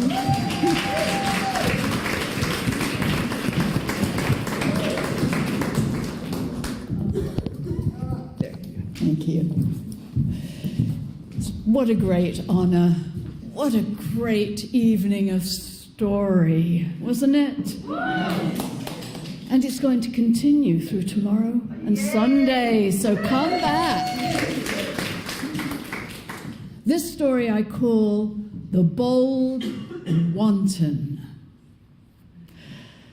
Though the village of Beardsley on the Wold lay just a few short miles southeast of the city of London, the city's modern ways seem to have bypassed this sleepy hamlet, and the people who lived there liked it that way. More specifically, they liked their local hostelry, the Bold Wanton. But to be more specific, the men liked its barmaid, Mary. She wasn't wanton, but she was comely, and she was bold. She had burnished chestnut hair, violet blue eyes, rosy red lips, and a creamy complexion that put to shame the smooth froth on the top of a pint of Guinness stout. Now, Mary was 20 years of age and, according to her mother, was in serious danger of becoming an old maid. Mary just laughed at her mother. "I will marry no hayseed or farm lad, but I might consider a fine city gent." "Fine city gents may bed country lasses, but never wed them. You mark my words, Mary."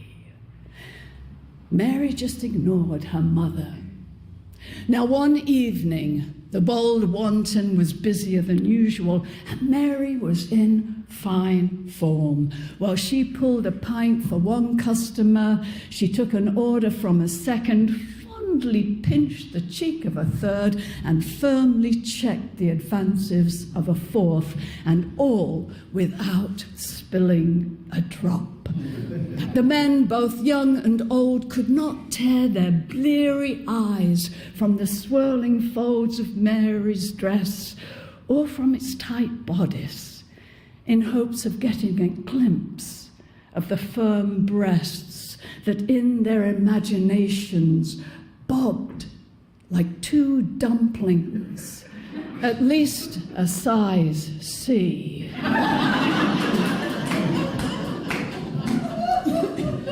That bobbed in the steamy broth of their yearning.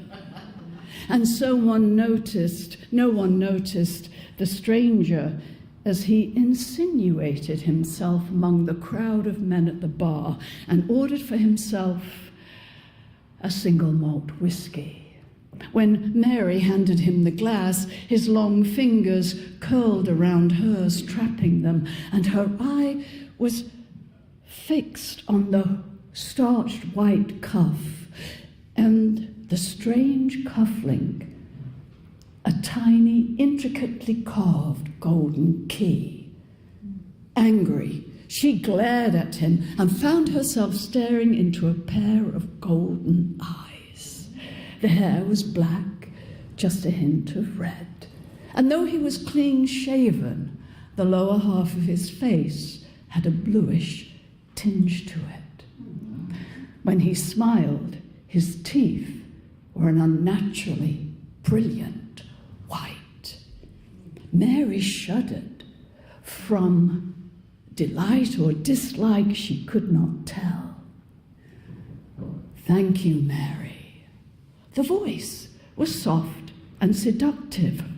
Oh, definitely delight, she decided. The stranger released her hand. Now, usually the men were leery of strangers, but Rayland Nard quickly made himself at home. And the men welcomed him into their company. It might have had something to do with the fact that their glasses were replenished at no cost to themselves. But in all fairness, Rayland was agreeable, and the evening passed pleasantly enough until Mary's mother called, "Time, gentlemen, please." She slipped over the bar Rayland's sizable bill, and as he settled it, he asked her if he might call upon Mary the next day. The quaint, old-fashioned nature of the request did nothing to charm Mary's mother. "If you think our Mary listens to one word I have to say, well, you're not as smart as you look. If you wish to court Mary, you must ask yourself." There was no need. Mary's beaming face spoke her agreement. And the courtship was a whirlwind affair. Rayland whisked Mary into London to dinner parties, gallery openings, art galleries, the opera. Mary felt that at last she had stepped into the 21st century, and whenever they met in town, they stayed at a hotel, separate rooms, Rayland's insistence. And to her surprise, Rayland asked Mary's mother for permission for Mary's hand in marriage. But she wasn't ready yet to eat her words and was still of the opinion that he was a little too old for Mary. The marriage took place a few short weeks later. The bold wanton Gardner made a strange sanctuary, but no one commented on it, and no one commented on the fact that not one of Rayland's family was there. The wedding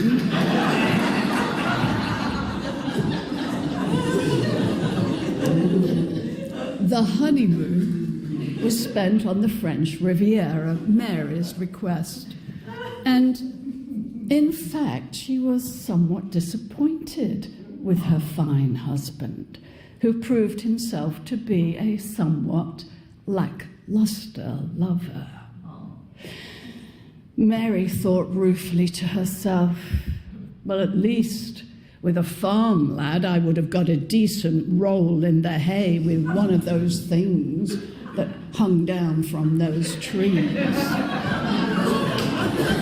And in fact, they were both relieved when urgent business required them to return to London. The Rolls-Royce met them at the airport, whisked them into town to the penthouse that Rayland kept there.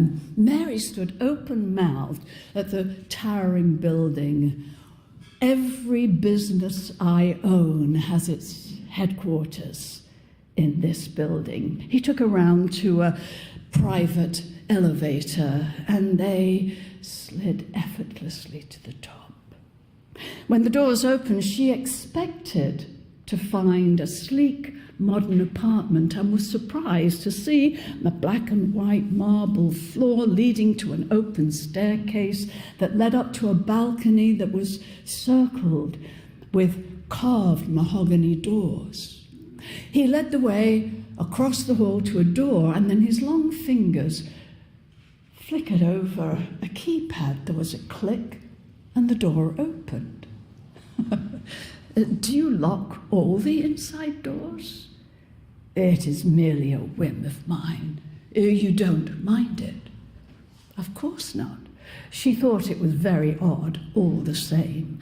Now, the living room was a mixture of modern and antique furniture, floor-to-ceiling photochromatic windows, The dining room with its long mahogany dining table, candelabra, the kitchen, which was sleek and modern. She was beginning to appreciate this mix of old and new. It was rather like Rayland himself.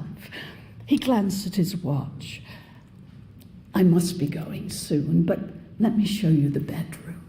It was beautiful, with its four-poster bed, red and gold brocade bedspread, big open fireplace, delicious for long nights of lovemaking. But before she could translate thought into action, she heard the sound of an engine coming from the rooftop. Oh, it's the helicopter. I must be going soon, but you have to see your dressing room. The fingers flew over the keypad. The door opened onto a large room filled with row upon row of clothes for every conceivable social occasion, with matching shoes. There was one pair that sat by itself. Black 7-inch stiletto heels. Mary picked them up and gasped with pleasure. The heels looked as if they had been dipped into molten gold.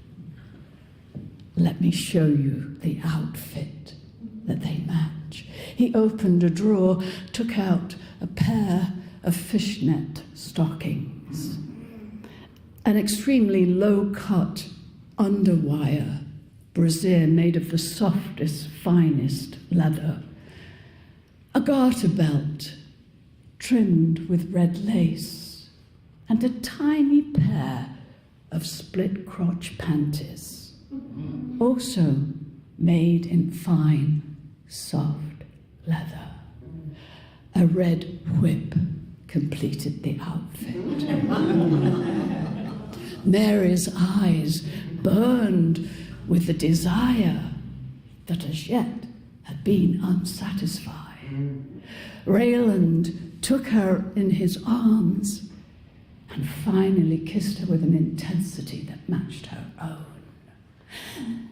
The helicopter's engine rose a pitch as if in annoyance, and reluctantly he pulled away. Mary released him and said, I will wear this outfit for your homecoming. She did not see his eyes narrow as he walked away to wash and change. She busied herself looking at all the clothes, and when he returned, he was the efficient businessman. He had a black leather suitcase that was already packed for him, and he handed her a black leather-bound booklet. This contains all the combinations to all the locks in the apartment. Open the doors and explore to your heart's content. But don't go down to the lower levels. No.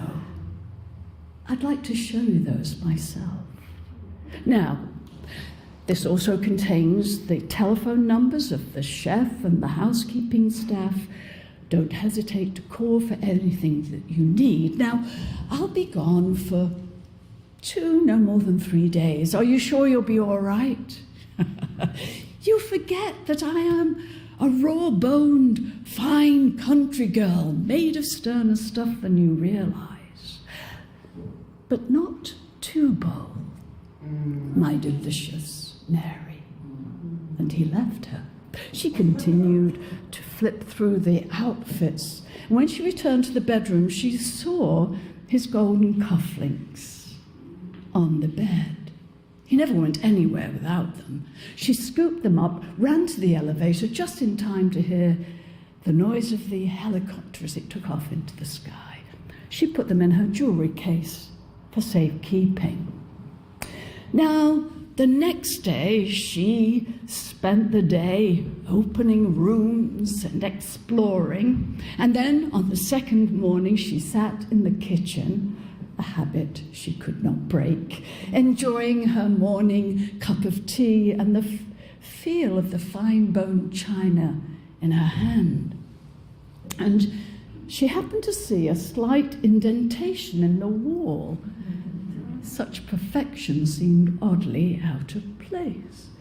And when she touched it, a panel in the wall slid open onto a circular shaft with a staircase that disappeared into the darkness. She quickly closed the door. She couldn't imagine where it led.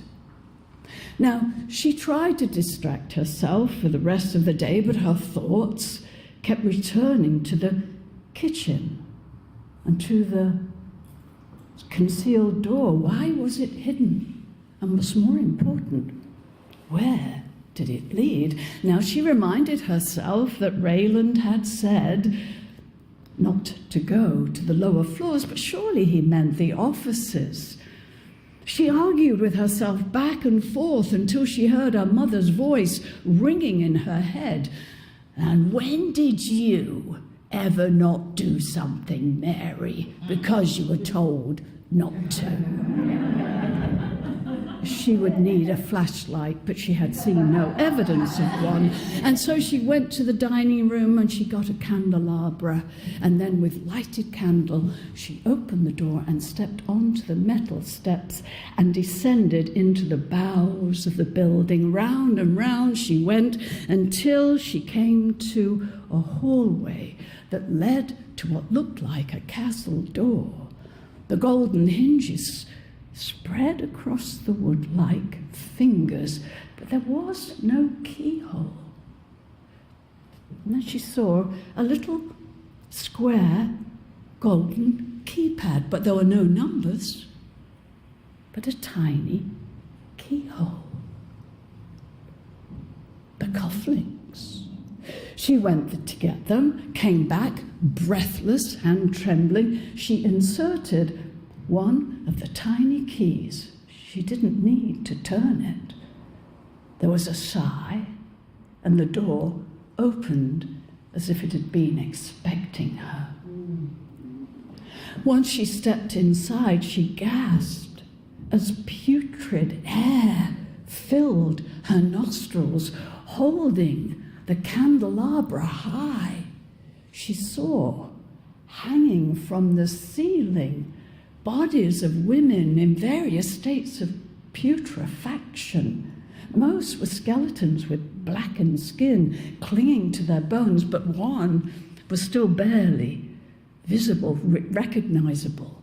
The greenish, soft flesh of her face contained eyeballs that hung grotesquely on her cheeks.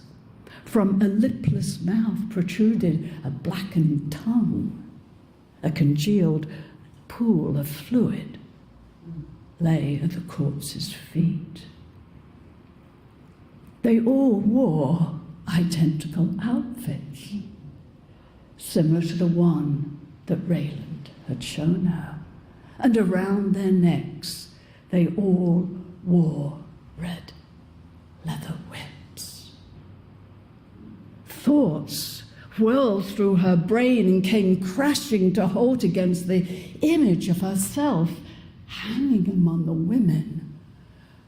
With wavering candles, she staggered back through the doorway, quickly locked it, fled down the hallway, scrambled up the endless stairs. She just barely had time to step into the kitchen when the door slid shut behind her and she looked up to find Rayland lounging against the countertop. She felt her heart blood run cold. She let out a shriek and dropped the tiny keys. I see you found my cufflinks, Mary, and I thought you were different. He took the candelabra from her, set it on the counter, and blew out the candles. Terror gripped her. Words spilled from her mouth. I will be different. You'll see. Just give me one more chance. She He was babbling like an idiot. Stop it, she exhorted herself. You will beg from no one, and you will be bold. Now think, God damn you. Eventually she calmed herself. How foolish I have been. Of course, there can be no second chances. I do see that now. And if you would kindly escort me upstairs, I will change into the outfit you have so thoughtfully provided for this eventuality. Well, this is refreshing. No hysterical weeping, no tiresome begging. He cupped her elbow with his hand, and with a gentleness that surprised her, took her upstairs. Soon, Mary stood before him looking ravishing in the black outfit. She handed him the red leather whip that he placed conveniently onto the bed. Then she slowly undid his shirt, removed his clothing until he stood naked before her. With a groan, he fell back onto the bed. He pulled her alongside him and then tenderly kissed her lips, her throat, undid her brassiere, kissed her breasts. His long fingers curled around hers. He pulled her up so that she straddled him. With an appreciative sigh, he entered her. They found one another's rhythm, matched one another's rhythm. Mary rocked back and forth, enjoying the mounting waves of exquisite sensation. All thought of farm lads and rolling in the hay disappeared. So this is what those poets had been writing about, she thought. She had never dreamed that loving someone could be so sweetly tender and painful. Her eyes filled with tears, but she knew she could not forget for one moment how this must end. Only when the whip tightened on her throat would he be free to enjoy the fullness of his passion. The danger maddened her to new heights, and soon they were both crying out in inhuman animal shrieks. Almost with a snarl, he encircled her neck with the whip, but before he could pull it tight, Mary arched her back in a paroxysm of pleasure. He fell backwards against the pillow, but he retained his hold on the whip, which tightened against her throat. As her moans turned to strangulated gasps, she still matched his rhythm until his eyes closed. And now she saw her chance. She brought her legs forward. His eyes flew open as he lifted his head. Quickly then, and with all the strength she possessed, she thrust the heel of her right shoe with its 7-inch spike deep into his eyes so that it penetrated his brain, and then she let out a full-throated cry of despair as they shuddered together in the ecstasy of their mutual climax. The whip loosened around her throat. His lifeblood splashed her breasts. Then his head fell back, pulling the shoe from her foot so that it dangled hideously from the plundered eye socket. His lips were drawn back in a grin, revealing his startling white teeth. Mary's tears spilled down her cheeks as she pulled away from him and slipped into her dressing gown. And then she didn't really know what to do. But if you know anything about British people, in an emergency, they make a cup of tea. So she went to the kitchen. She made herself a cup of tea, strong, putting lots of sugar in it, as her mother would advise. She drank it in the living room, looking down at the sprawling city, thinking of all that she had lost and of all that might have been. She called the police. When the detectives came, she could see that they thought her guilt a foregone conclusion, for they could barely disguise the skepticism on their faces. She experienced very little satisfaction when she showed them the evidence behind the castle door. And when the case came to trial at the Old Bailey, the judge shook his head and declared this the strangest case of self-defense that he had ever had to try in all his 40 years on the bench. And that very well might have been the end of the story of the bold Lady Mary and that strange Mr. Fox. But Mary was a bold one and enterprising. She learned how Raylan's businesses operated, took over their smooth running, and soon became one of the richest women in all of England.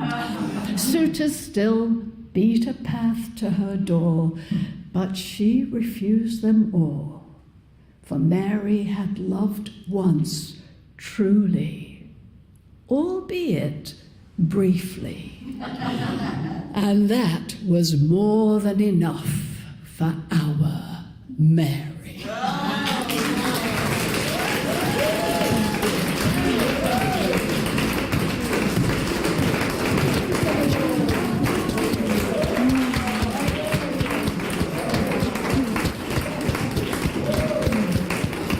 Thank you, Jennifer.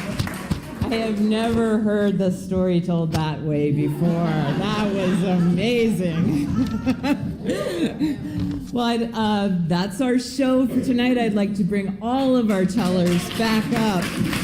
Megan Wells, Kim Weitkamp, Donna Washington, Mo Reynolds, Cindy Rivka Marshall, Lynn Ford, and Jennifer Munro.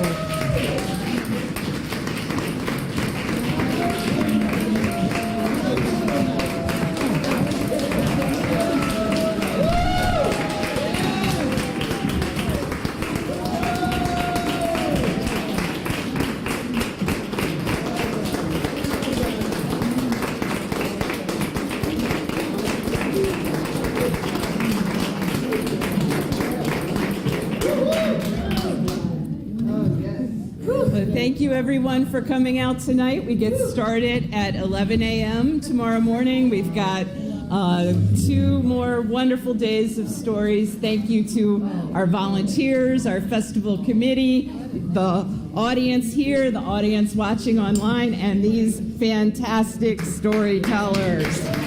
Good night.